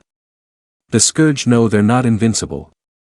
And humanity knows what we want to be in this galaxy. Not conquerors, but protectors. That's a heavy responsibility, Vasquez said quietly. It is, Chen agreed. But we're humans. We do heavy responsibilities. It's kind of our thing. The shipyard orbiting Villani Prime was a joint operation, combining Vonic construction expertise with human military engineering. The remembrance took shape. Over weeks, a sleek vessel that looked more like AI civilian ship than a human warship, but carried weapons that could defend against another Scourge attack. Chief Webb personally oversaw the weapons installation. The main guns were human-designed rail guns, proven effective against bio ships. The point defense system was Volani innovation. Faster and more efficient than human equivalents. The shield generators were a hybrid, combining the best of both technologies. She's beautiful, Thelm said, watching the final components being installed. He had been promoted to Admiral, head of Prime's new defense force. The rank sat awkwardly on him. He had been a civilian analyst 3 months ago, but he had grown into it. She's functional, Webb corrected, but he was smiling. Beauty in a warship is about efficiency, Admiral. And this one is very efficient. Your engineers did good work. They learned from the best, Felon replied. When do you return to Earth? I'm not, Webb said. Simply. I've accepted a permanent position here, heading up the Joint Construction Program. The Terran Federation approved it. They figure I can do more good here, teaching your people, than I can building ships in human space. We're honored to have you, Thelm said sincerely. Though I suspect your family misses you, Webb's expression soured. Don't have much family left, Admiral. Lost my wife to the Proxima conflict. Kids are grown and scattered across the colonies. This is my family now. The work, the people who need the work done. That's enough for me. The launch ceremony for the remembrance was smaller than the memorial dedication, but no less meaningful. Admiral Thalen stood at the podium in the shipyard's observation deck, addressing a crowd of Vani and human engineers, military personnel, and government officials. This ship represents more than defense capability, Fallon said. She represents our transformation from a people who hoped peace would be enough to a people who understand that peace must be protected. We named her remembrance not to glorify war, but to remember what happens when peaceful people have no way to defend themselves. He gestured to the ship floating in the construction cradle, her hull gleaming in the light of Vani Prime's sun. She is our promise. Never again will we be helpless. Never again will we depend entirely on the goodwill of others. We will stand on our own, though we hope to always stand alongside our friends. The remembrance launched to applause from both species. Her engines powered up smoothly. Human technology integrated seamlessly with Vini design. She moved with grace. Unexpected in a warship. A perfect blend of two philosophies, Vani elegance and human pragmatism. She handles well, the Anaini captain reported from the bridge. Commander Yashin was one of the original volunteers who had learned combat during the Scourge attack. She had proven herself capable under fire and had spent the past 3 months training obsessively to command this vessel. All systems optimal, weapons online, shields at full capacity. The remembrance is ready for duty. Then welcome to the Defense Force, Captain Thelm replied formally. May you never need to fire your weapons in anger, but always be ready if you must. It was the philosophy Vasquez had instilled in all her students. Hope for peace, prepare for war. The political ramifications of Vani Prime continued to ripple across the galaxy. The Galactic Council remained divided on humanity's actions. Some species applauded the intervention. Others feared it set a dangerous precedent. A few quietly wondered if humanity might solve problems they had ignored for too long. The Krill Collective, a species that had built an empire on conquest and subjugation, watched humanity's actions with particular interest. They had assumed humans were weak. Their talk of helping others mere propaganda. The Battle of Vani Prime suggested otherwise. The Krill began reviewing their expansion plans. Suddenly, uncertain if enslaving species under human protection was worth the risk, the Scourge, scattered and traumatized, avoided any system with human presence. For a species that had consumed worlds for millennia, it was a humiliating adaptation. But evolution cared nothing for pride, only survival. The Scourge had learned that some prey was too dangerous to hunt. For months after the battle, a delegation from the Pleiadian colonies arrived at Vani Prime. Their worlds faced Krill invasion and they had formally requested human military assistance. They came to see what humanity had done for the villain. To understand what they were asking for, Ambassador Shiva personally gave them the tour, showing them the defense Installations, the training academy, the memorial to the fallen. She introduced them to Admiral Thalen, to the trainees who had become defenders, to the human personnel who had stayed to help rebuild. This is what humanity offers, she told the delegation. Not occupation. Not conquest, but genuine partnership. They will bleed for you if necessary. But they will also teach you to defend yourselves. They ask nothing in return except that you use their gift wisely. The Pleiadian ambassador, a crystalline being named Sarah, studied the memorial for a long time. And if we accept their help, what happens when they leave? Do we become dependent on human protection? The humans are already leaving, Shiva replied, gesturing to the shipyard where the Remembrance orbited. See that vessel? We built it ourselves with human guidance. But Volani engineering in 6 months we will have 3 more. In a year we will have a fleet. The humans didn't make us dependent. They made us capable. But the cost, Sarath said softly, looking at the names on the memorial. So many died. Yes, Shiva agreed. War has costs. The scourge would have killed 8 million of my people.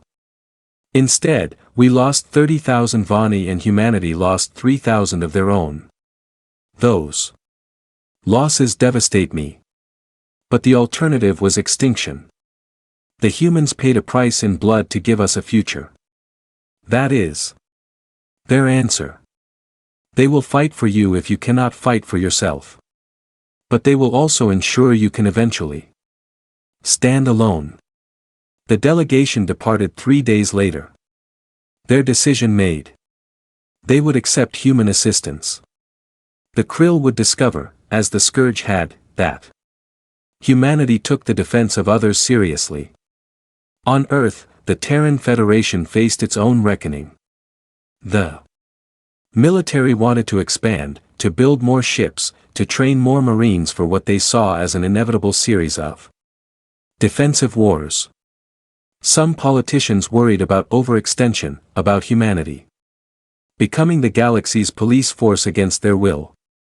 Admiral Sarah Martinez, head of Terran Fleet Command, addressed the Federation Congress with characteristic bluntness. We have a choice, she said. We can be the species that helps when asked, or we can be the species that looks away when others die. There is no middle ground. If we choose to help, we must be prepared for the consequences. More battles like Vani Prime, more casualties, more sacrifice. If we choose to look away, we must accept that we had the power to help and chose not to. Which can you live with? The debate raged for weeks. In the end, the Federation voted to expand the defensive fleet and establish a rapid response force. Ships and personnel, specifically designated for rendering aid to allied species under attack. It wasn't an easy decision, and many worried about the precedent.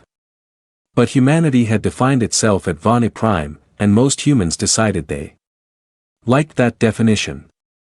6 months after the battle, Commander Vasquez stood in the Academy's main hall, watching her latest class of graduates receive their certifications. 200 more trained defenders, ready to protect their world. Admiral Thelm stood beside her, reviewing the graduation scores. Your methods are effective, he observed. The pass rate is 97%. Our instructors couldn't believe it. It's not my methods, Vasquez replied. It's their motivation. They remember what it felt like to be helpless. They'll never let that happen again. That's more powerful than any training technique. Will you stay for another class? Thelon asked. Vasquez hesitated. She had been at Vani Prime for 6 months teaching, rebuilding, healing from her own combat trauma. Part of her wanted to stay forever to see this project through to completion, but another part recognized that the Vini didn't need her anymore. They had learned the lessons. Now they needed space to implement them on their own. One more class, she decided, then. I'm returning to Earth. You don't need me anymore, Admiral. You've become what you needed to be. Strong enough to protect yourselves. Wise enough not to abuse that strength. That's all I can teach you. We will always be grateful. Thelm said formally, for everything humanity did, everything you personally sacrificed. You gave us more than defense, you gave us dignity. Chief Webb had similar conversations with his engineering teams. The reconstruction was essentially complete. The Vani had learned to maintain and improve the defensive installations. His presence was no longer necessary, though it remained welcome. I'm staying, he told Vasquez over dinner in the officers' mess. Not because they need me, but because I need this. After my wife died, I threw myself into work. Building things, solving problems, never stopping to think. Here, I found something more. A purpose beyond just construction. These people needed help, and I helped. That's worth more than another shipyard or orbital station. You're a good man. Webb, Vasquez said sincerely. The Vani are lucky to have you. I'm the lucky one, Webb corrected. I found a home here. A real home, not just a barracks or a construction site. That's rare in this galaxy. Sergeant Dust had also chosen to stay, though his role was different. He couldn't serve as a combat instructor. His injuries were too severe. Instead, he taught survival skills, tactical thinking, and the mental discipline required for combat. His students loved him for his honesty and his refusal to sugarcoat the realities of warfare. Fighting isn't glorious, he told one class bluntly. It's terrifying, chaotic, and it never goes according to plan. People die, good people, people you care about. You survive by being smarter than the enemy. Luckier than you deserve, and stubborn enough to keep fighting when every instinct says run. If that doesn't appeal to you, find a different career. No shame in that, but his students stayed. They had seen what happened when a peaceful people had no defenders. They would be those defenders, whatever the cost. The 1-year anniversary of the battle approached. Filani Prime had been transformed in ways both visible and invisible. The defense grid was expanded and improved. The Remembrance had been joined by 2 sister ships with 3 more under construction. The training academy graduated new defenders every month. The economy had recovered stronger than before as trade agreements with humanity brought new opportunities. But the deeper changes were harder to quantify. Fani society had lost some of its innocence, gained a harder edge. Children grew up knowing about war, learning emergency drills, understanding that the universe contained threats. Some elders mourned the loss of their peaceful isolation. Most recognized it as a necessary evolution. We cannot return to what we were, Ambassador Shiva said in a planetary address. The scourge taught us that ignorance of violence doesn't protect you from violence. But we can honor what we were by being wise with what we've become. We are armed now, but we need not be aggressive. We are strong now, but we need not be cruel. We are prepared for war, but we work for peace. This is the balance humanity taught us. The anniversary ceremony was massive. Humans returned from across the galaxy. Soldiers who had fought here, engineers who had built here, diplomats who had negotiated here. The Galactic Council sent observers, curious about this Humani partnership that had become a model for other species. The memorial had grown. Additional sections honored, who had died in the months after the battle from delayed injuries or trauma. A new wing Celebrated those who had survived with interactive displays telling their stories. School children visited regularly, learning about the battle and its lessons.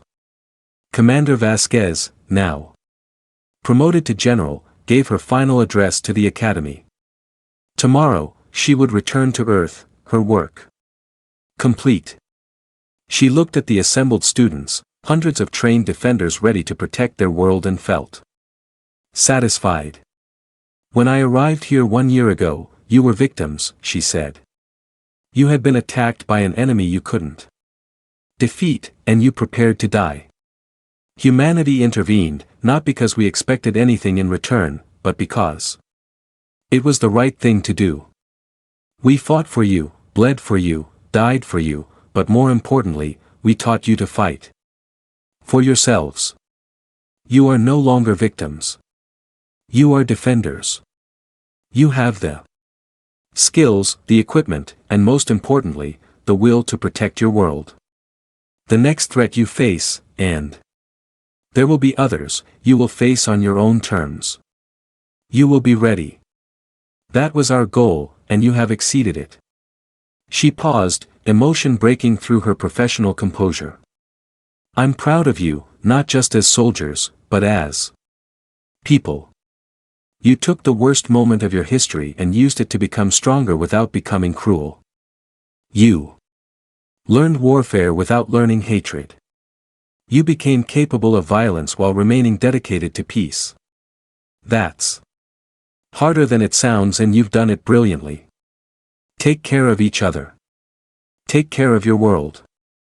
And remember, strength is a tool, not a purpose. Use it wisely. The students rose as one, saluting in the human military fashion they had learned. Vasquez returned the salute, tears she didn't bother hiding running down her face. Then she left the academy for the last time, knowing she was leaving it in capable hands. That night, a smaller ceremony took place at the memorial. The humans who were departing gathered with Vaughn friends to say goodbye. There were tears, promises to stay in touch, addresses exchanged. Some relationships had deepened into genuine friendships, even romances. Humans and who had bonded through shared trauma and reconstruction. Ambassador Shiva found General Vasquez sitting alone near the memorial, staring at the names of the fallen. She sat beside her, saying nothing for a long moment. Do you have regrets? Shiva finally asked. Many, Vasquez admitted. I regret every person whose name is on this wall. I regret that we couldn't save everyone. I regret that your people had to learn about war at all. But I don't regret coming here. I don't regret fighting for you. That choice at least was right. You gave us everything, Shiva said softly. Not just defense, but hope. Before you came, we thought the galaxy was a place where the peaceful died alone. You taught us that sometime, somewhere someone will stand up for what's right. That changes everything. Just promise me something, Vasquez said. Promise that you'll use what we taught you wisely. Don't become aggressors. Don't let strength corrupt you. Be the people you were. Just protect it now. I promise. Shiva said solemnly. We will be guardians, not conquerors. Defenders, not invaders. That is the human legacy here. Not how to fight, but why to fight. And when to choose peace instead. The next morning, the remaining human personnel departed on a transport ship. They left behind a transformed world, a species that had learned to stand strong, and a promise. If Prime ever needed help again, humanity would answer. As the transport broke orbit, General Vasquez looked back at the planet below. Light sparkled across continents where life thrived. Defensive platforms orbited, keeping watch. The Remembrance and her sister ships patrolled the system. Guardians born from necessity, but maintained by choice. We did good work here, Chief Webb said, standing beside her at the viewport. He was the exception, returning to Earth only for a visit before coming back to Vani Prime permanently. We did, Vasquez agreed. We asked what humans could offer a peaceful species under attack. The answer was everything. Commanders to lead, builders to fortify, bombers to defend. But most importantly, we offered belief. Belief that they deserved to survive, that they could become strong. That they weren't alone. That might be our greatest gift. The transport engaged its FTL drive, and Prime vanished into the distance. But its legacy remained. Across the galaxy, species learned about what happened there. Some asked for human help. Others decided to strengthen their own defenses. A few even began questioning the old galactic order where the strong preyed on the weak and everyone looked away. Humanity had shown there was another way. It wouldn't change everything overnight. But it was a start, and sometimes a start is enough. 20 years had passed since the Battle of Vani Prime. And the galaxy had changed in ways both subtle and profound. Ambassador Shiva, now gray with age but still sharp of mind, stood in her office overlooking the capital city. The view had transformed from the floating artistic structures of her youth to a blend of beauty and purpose. Defensive walls integrated into architecture, shield generators disguised as sculptures, a city that was both peaceful and protected. Her granddaughter Mira sat across from her, reviewing reports for her new position in the Galactic Council. At 23, Mira belonged to the generation born after the Scourge attack. Raised in a world where defense training was as normal as mathematics, where humanity was not a distant curiosity, but a trusted ally. The Council is debating another intervention request, Mira said. Frustration evident in her voice. The Talaxian colonies are under pirate attack. They're asking for help. The Council is stalling again, demanding committees and studies and impact assessments. People are dying while they debate. The Council has always been slow, Shiva replied. That hasn't changed, but we changed. Mira countered. Why don't we help them? We have 3 defensive fleets now. The Remembrance and her sisters are some of the most advanced ships in the region. We could reach the Taxian colonies in 2 weeks. Why are we sitting here while others suffer? Shiva smiled at her granddaughter's passion. And what do you think General Vasquez would say if you asked her that question? Mira paused, considering she had grown up on stories about the humans who had saved Vani Prime. About the general who had taught their people to defend themselves.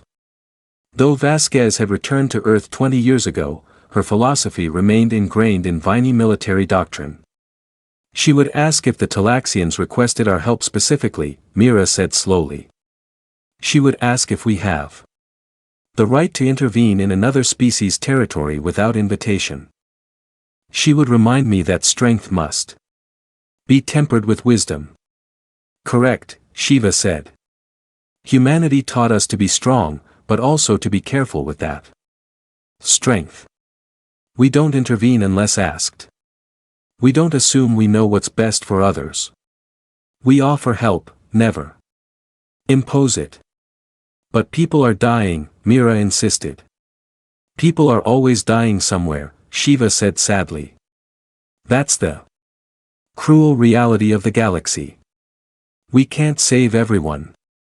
If we try, we become what? The Council fears, a military power imposing our will. The Talaxians must ask for help. If they do, we should offer it, but we don't make that choice for them. Mira sighed, but nodded. I understand. It's just frustrating. We have the power to help, and we're not using it. Power unused is not power wasted, Shiva replied. Sometimes the Greatest strength is in restraint. That's a hard lesson. One humanity struggled with for centuries, but they learned it and they taught us. On Earth, General Elena Vasquez had retired from military service 5 years earlier.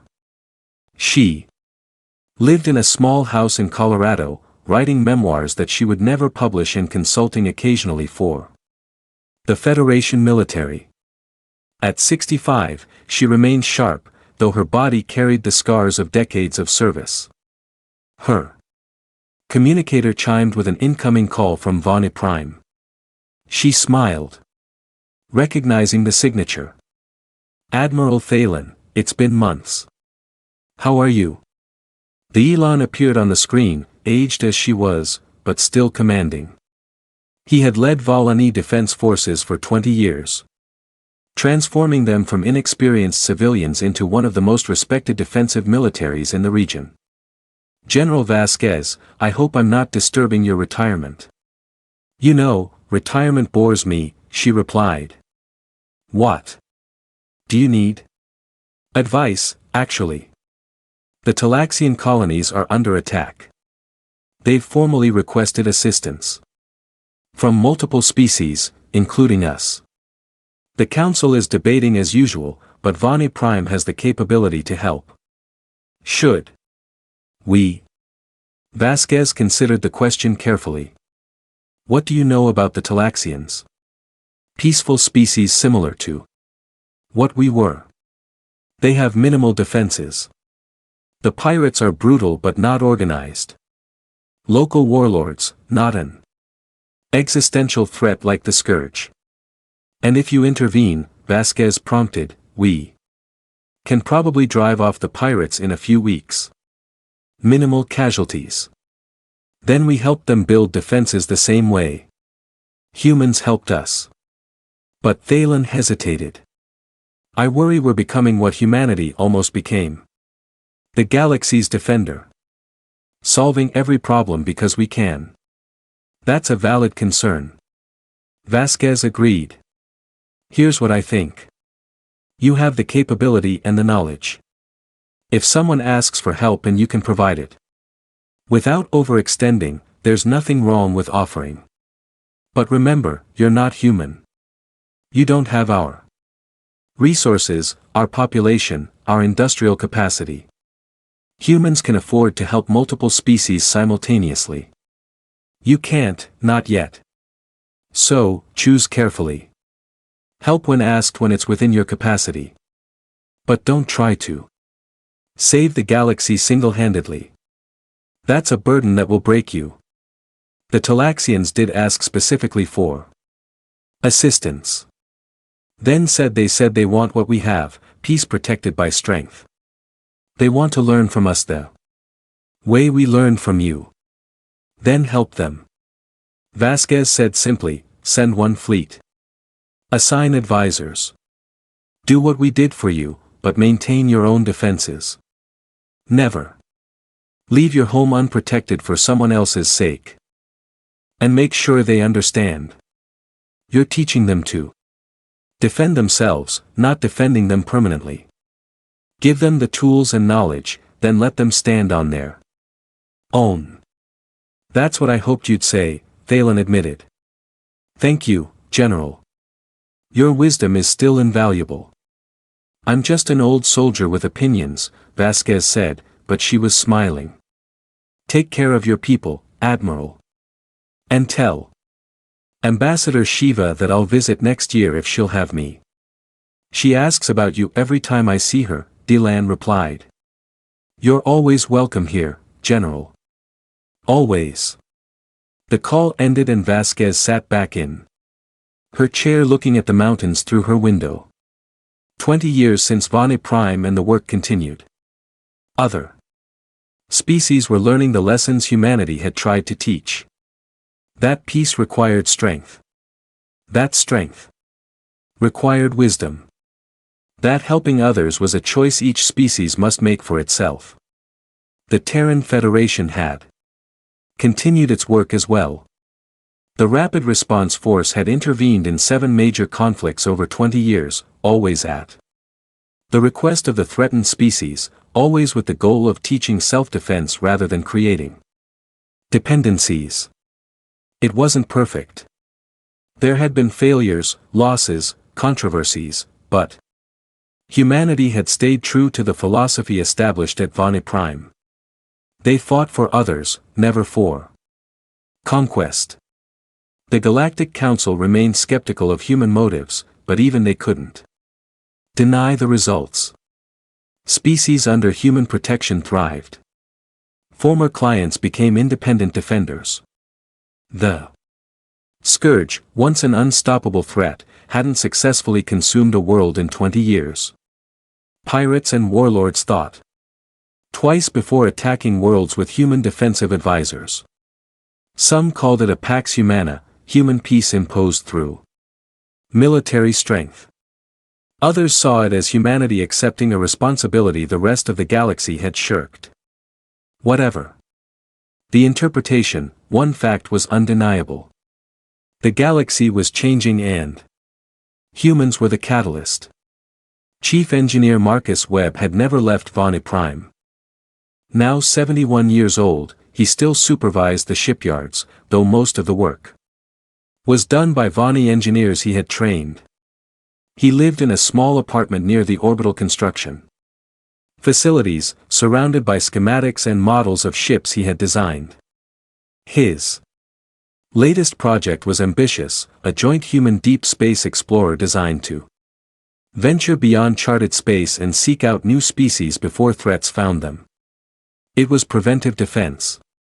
If you could contact peaceful species first, introduce them to the galactic community, help them prepare, you could avoid another prime situation. You're still working, a voice said from his doorway. He turned to find Mira, Ambassador Shiva's granddaughter, holding 2 cups of what called tea, and humans called liquid flowers. Can't seem to stop, Webb admitted, accepting a cup. Your people built fine ships before we arrived. Now you're building exceptional ones. Makes an old engineer proud. My grandmother wanted me to ask you something, Mira said, settling into a chair. She's writing her memoirs. She wants to know what you thought that first day, when you saw Vani Prime and knew you had 25 days to build defenses. From nothing. Webb laughed, a rough sound from a lifetime of breathing construction dust and ship atmosphere. I thought we were insane. 25 days to fortify an entire planet against a fleet that had consumed 17 worlds. It was impossible, but humans specialize in impossible, so we tried anyway. He sipped the floral tea, still not entirely sure he liked it after 20 years. What I remember most was how willing your people were to learn. Most species would have panicked or gotten in the way. You lot just said, teach us. And absorbed everything we threw at you. That's why we succeeded. Not because humans are brilliant engineers, but because are brilliant students. My generation takes that for granted, Mira said thoughtfully. We grow up learning defensive theory, combat tactics, emergency protocols. It's just normal education. But my grandmother remembers when none of that existed here. When violence was something from history, not preparation. Don't lose that perspective, Webb advised. The day your people think war is normal is the day you've lost something precious. You should always approach defense with reluctance as something necessary but not desired. The moment you start wanting conflict, you've become the problem. Is that what happened to humanity? Mira asked carefully. Everyone knows humans are good at war. Were you always that way? Webb considered his answer. Humans fought each other for our entire history. We nearly destroyed ourselves dozens of times. When we reached the stars, we worried we'd bring that violence with us, that we'd become conquerors. Banani Prime was. It was proof that we could be better, that all our capacity for violence could be directed toward protection instead of conquest. Your people gave us that gift, a reason to be strong that didn't involve domination. So, thank you for that. Later that day, the Defense Force held its 20-year commemoration ceremony at the memorial. The monument had grown over the decades. Additional wings added to remember subsequent conflicts and honor those who continued the work of defense. Admiral Thalen stood before a crowd of thousands. Military personnel, civilians, off-world visitors, human advisors who had stayed or returned for the ceremony. The original memorial still dominated. 3 figures representing humanity's answer to Vani Prime's call for help. 20 years ago, my people faced extinction. Terran began. We had no weapons, no soldiers, no concept of defense. We asked the galaxy for shelter, expecting evacuation at best. Humanity answered differently. They sent commanders to lead us, builders to fortify us, and bombers to defend us. They sent their best people, knowing many would not return. 3,000 humans died for a species they barely knew on a world that wasn't theirs because someone asked for help. He paused, looking at the names etched in stone. Those 3,000 taught 8 million Vani how to survive. They taught us that peace, while beautiful, requires protection. They taught us that strength must be earned. And wisdom must guide that strength. Most importantly, they taught us that we weren't alone. That in a galaxy that often seems cruel and indifferent, there are species willing to stand up for what's right. Today, we honor their memory by continuing their work. Vani Prime now helps other species the way humanity helped us. We send advisors to the Talaxian colonies next month. We share our defensive technology with the Pleiadian Alliance. We stand ready to answer calls for help within our capacity because that's what our human friends taught us to do. We also remember that strength is a tool, not a goal. We maintain our defenses not because we want war, but because we want peace. Real peace, protected peace. Peace that survives contact with those who would destroy it. That balance between capability and restraint is humanity's greatest lesson. In the crowd, Sergeant Marcus Dust Callahan stood with other veterans of the original battle. Now 52 years old, he still taught at the academy, training generation after generation of defenders. His body carried permanent damage from that 40-minute stand at Shelter Complex 7. But he wore those scars with quiet pride. A Vani veteran stood beside him, one of the original volunteers who had learned combat during those desperate weeks. Do you think we're ready, Sarge? If something like the Scourge comes back, you're as ready as any species can be. Dust replied. You've got good equipment, better training, and most importantly, you remember what it costs to be unprepared. That fear, the healthy kind that keeps you vigilant. That's your best defense. The day you lose that is the day you're vulnerable again. The younger generation didn't experience the Scourge, they said. They learn about it in school, train for defense, but they don't really understand. That's both good and bad, Dust acknowledged. Good. Because they don't carry the trauma we do. Bad because trauma teaches hard lessons. Your job, our job, is to make sure they learn those lessons without having to experience the trauma. That's why we keep teaching, keep training. Keep telling the stories so they're prepared without having to learn the way we did. After the ceremony, Dust visited the academy one last time. He was retiring finally after 20 years of service. His body couldn't take much more, and younger instructors had learned everything he could teach them. It was time. He walked through halls filled with training equipment, past classrooms where students learned tactics and Strategy, into the memorial room where every graduate's name was recorded.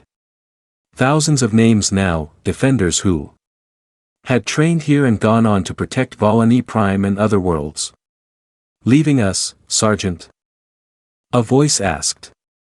He turned to find Admiral Thelm still in his dress uniform from the ceremony. Body says it's time. Dust replied. Besides, you don't need me anymore. You've got competent instructors, motivated students, and 20 years of institutional knowledge. The academy runs itself now. It runs well because of the foundation you built. Thalen corrected. You could have left 20 years ago, returned to Earth, lived comfortably on your pension and medals. Instead, you stayed, taught our people, gave us 2 decades of your life. Why? Dust shrugged, uncomfortable with gratitude. Had nothing better to do. Besides, this place, it matters. You matter. After a career of fighting, it's nice to spend time teaching people how to avoid fighting. Makes the earlier violence seem worth it, you know. I do. No, Thelm said. That's why I've stayed in service as well. The work matters more than the comfort.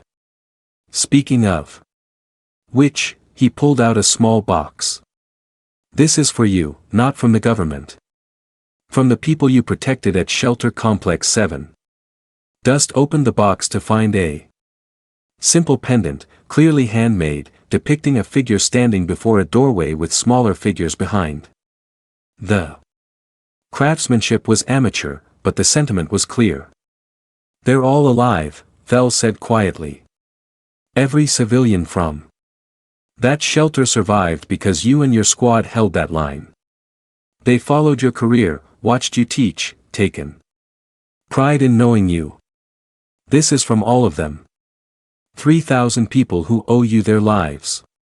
Dust stared at the pendant, feeling emotions he usually kept buried. I was just doing my job. No. Thelon corrected gently. Your job was to defend Prime. You went beyond that. You sacrificed everything to protect specific people. People you'd never met in a shelter you were never assigned to defend. That's not duty. That's heroism. And those people, remember, on Earth. The Terran Federation faced new challenges. The success of interventions like Volany Prime had created demand for human military assistance that far exceeded capacity. Every week brought new requests. Planets facing invasion. Colonies under pirate attack, species requesting defensive training. The Federation couldn't help everyone, and choosing who to help had become increasingly difficult. Fleet Admiral Marcus Chen, Elena Vasquez's former XO, stood before the Federation Council presenting his annual strategic assessment. We're stretched thin, he said bluntly. The Rapid Response Force was designed to handle 2 or 3 operations simultaneously. We're currently managing 11. Personnel are exhausted. Equipment needs maintenance and we're burning through resources faster than we can replace them. Are you suggesting we should stop helping other species? A counselor asked. I'm suggesting we need to be strategic, Chen replied. Every request is legitimate. Every species asking for help genuinely needs it. But we can't be everywhere. We need to prioritize based on threat level, strategic importance, and capacity to help. More importantly, we need to train other species to do what we did at Volany Prime. Teach them to help each other. The Volany are already doing that. Another counselor noted. They're sending forces to assist the Talaxians. The Pleiadian Confederation has formed its own rapid response capability modeled on ours. Perhaps we're succeeding better than we realize. Not by doing everything ourselves, but by showing others how. That's the goal, Chen agreed.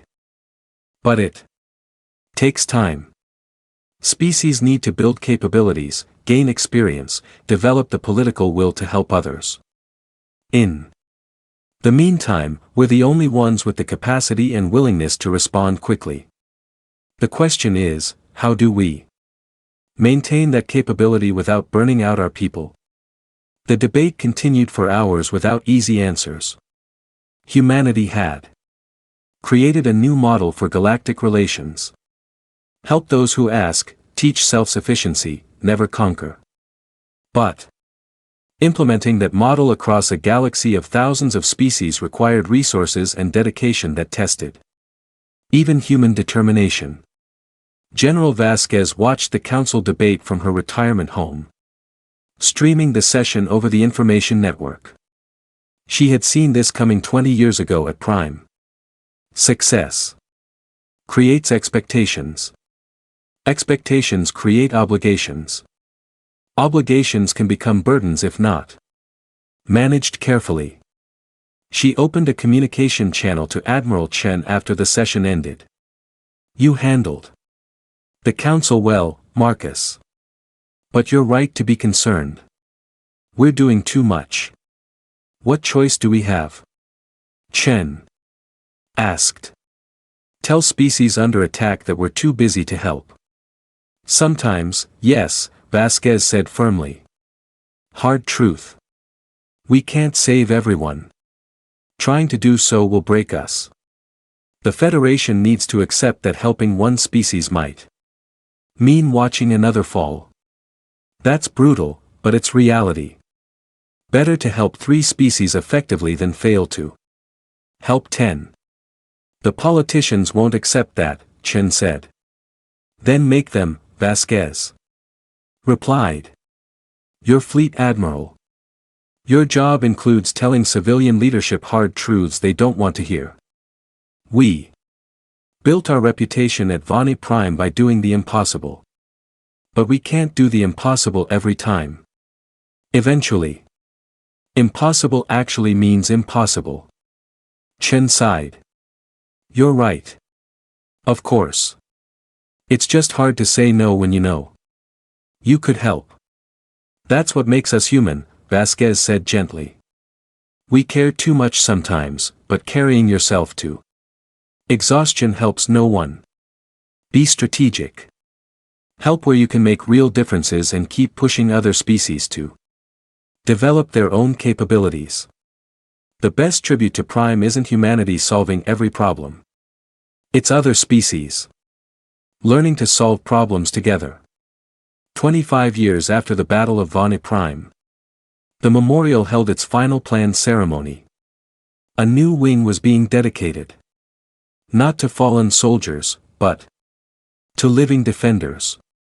Every person who had fought in the battle and survived would have their story recorded here, preserved for future generations. General Vasquez returned to Vani Prime for this ceremony. Her first visit in 5 years. At 70, she moved slower, but her mind remained sharp. Ambassador Shiva, now 85, greeted her at the spaceport with a warm embrace. You look well, Shiva said, though both knew it was polite fiction. They were old now. Bodies failing even if spirits remained willing. I look like hell, Vasquez replied with a grin. But I'm alive, which is better than the alternative. How's your world? Thriving, Shiva said proudly. 3 defensive fleets, economic growth, and we just graduated our 500th class from the academy. Your academy really? We still teach your methods. They walked through the capital city, Vasquez, marveling at the changes. The blend of aesthetics with practical defense had created something unique. Beauty that could protect itself. Children played in parks that doubled as emergency shelters. Art installations. Concealed sensor arrays. Every aspect of society balanced preparation with peacefulness. At the memorial, thousands gathered for the dedication. Veterans from the original battle, now in their 50s and older. Current military personnel, civilians whose lives had been saved, and younger, the generation born after the Scourge, learning about the battle that had defined their world. The ceremony featured stories from survivors. A Marine who had lost both legs but continued serving as an instructor. Ani. Civilian who had hidden in the shelters and later became an engineer, building better defenses, a human pilot who had rammed a Scourge capital ship and somehow survived. Now teaching flight tactics to Vana's students. When Vasquez's turn came to speak, she stood slowly, leaning on a cane and approached the podium. The crowd quieted immediately. "I'm going to tell you something no one else will say," she began. "The Battle of Vana Prime was a disaster. We lost 3,000 humans, 30,000. We barely won. If the Scourge had been slightly smarter or slightly more numerous, we would have failed. Everyone died. 8 million Volani would have been consumed. And the galaxy would have shrugged and moved on." The crowd stirred uncomfortably. This wasn't the triumphant speech they expected. "But we didn't fail," Vasquez continued. "We won. Barely through luck and stubbornness and people like Sergeant Callahan, who refused to retreat when any sane person would have run. We won because Vana's civilians trusted us enough to hide underground while hell raged above them. We won because Chief Webb's engineers worked themselves half to death building defenses that shouldn't have been possible. We won because sometimes, just sometimes impossible means very difficult instead of completely hopeless." She gripped the podium, looking out at faces young and old. "I tell you this because I don't want you to romanticize what happened here. War is horror.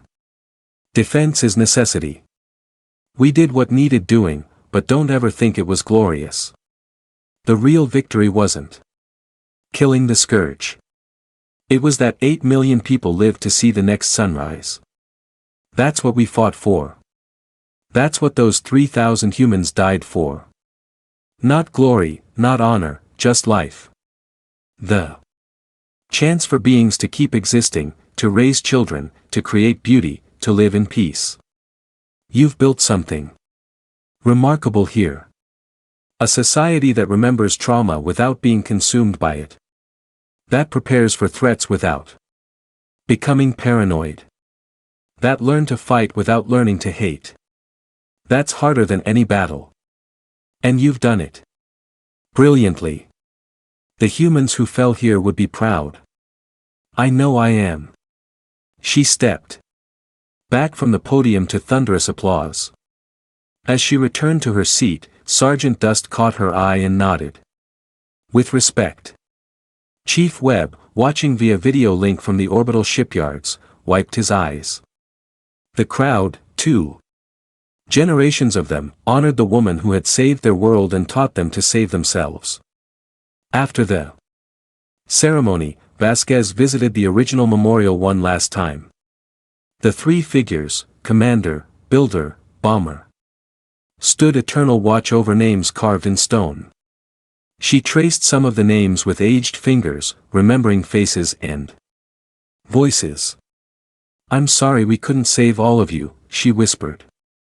"I'm sorry some of you were 19 years old and died on a world you'd never heard of 3 months before. But I want you to know your sacrifice meant something. This world thrives because of you. Other worlds learn from your example. The galaxy is slightly less cruel because of what you did here. I hope that's enough. I hope you rest easy." Shiva found her there, standing in contemplation. "Do you think they know? The ones who fell. Do they know what their sacrifice achieved?" "I hope not," Vasquez said surprisingly. "I hope death is just rest, peaceful and quiet. If they're watching, if they see how hard we've struggled to honor them. That seems like a burden. Better to sleep peacefully, their work done while we carry on." You're a strange person, General, Shiva said fondly. Most would find comfort in thinking the dead are watching over us. I find comfort in thinking they're at peace, Vasquez replied. The living should carry burdens, not the dead. We remember them, honor them, learn from them. But we don't ask them to keep working after they're gone. That's our job. They stood together in silence. Two old women who had seen the worst the galaxy could offer and somehow found ways to make it better. Around them, Vani Prime lived and thrived. Testament to what could be achieved when someone asked for shelter. And others answered with everything they had. 30 years after the Battle of Vani Prime, the memorial became a galactic heritage site. Representatives from 50 species attended the dedication, recognizing the battle's impact on interstellar relations. The Scourge had not successfully consumed a world in 30 years. Defensive pacts modeled on human intervention had saved dozens of species. The galaxy remained dangerous, but it was less hopeless than before. General Elena Vasquez died peacefully in her sleep at 75, her body finally giving out after decades of service. Her memorial service was held on Earth. But a second ceremony took place at Vani Prime where thousands gathered to honor the woman who had saved their world. Ambassador Shiva, now 90, spoke at the ceremony. She came here when we were dying and she gave us life. Not just survival life, the chance to continue our existence, to raise our children, to remain who we were while becoming strong enough to protect ourselves. That is her legacy. Every Veli alive today, every child born in the past 30 years exists because she answered our call for help. Chief Engineer Marcus Webb, now 81 and still supervising the shipyards because he refused to retire, spoke next. General Vasquez believed that humanity's purpose in the galaxy was to be strong so others could be safe. She proved that at Vani Prime. But more than that, she taught us that strength must be tempered with wisdom. That power must be guided by compassion, that the capacity for violence is only valuable when used in defense of peace. Those lessons echo across the galaxy now, taught by species who learned them from her. Sergeant Dust, 72 and long retired, closed the ceremony with simple words. The general would hate all this fuss. She'd say she was just doing her job, that anyone would have done the same. But that's exactly why she deserves honor. Because she saw saving 8 million beings as just part of her job. Because she considered protecting strangers so natural that it didn't merit special recognition. That's the kind of person she was. That's the kind of person humanity became because of her. We should all aspire to that. The memorial on Vani Prime added her name not to the wall of fallen soldiers, but to a new section, those who showed the way. It honored beings who had fundamentally changed Prime's trajectory, who had taught lessons that echoed through generations. Mira, now 43 and representing Vani Prime on the Galactic Council, stood before the memorial with her children. The youngest, barely 6 years old, asked the question that children always ask. Grandmother told me stories, but I don't understand. What are humans? Why did they help us? Mara knelt down, looking into her child's eyes and repeated words she had learned from her own grandmother. Humans are what happens when a species learns to be strong without losing compassion. They are friends who will fight for you not because they gain anything, but because it's right. They are teachers who show you how to stand on your own rather than making you dependent. They are the answer to the question, what happens when someone asks for shelter? What's the answer? Her child asked. The answer is you send commanders to lead, builders to fortify, and bombers to defend.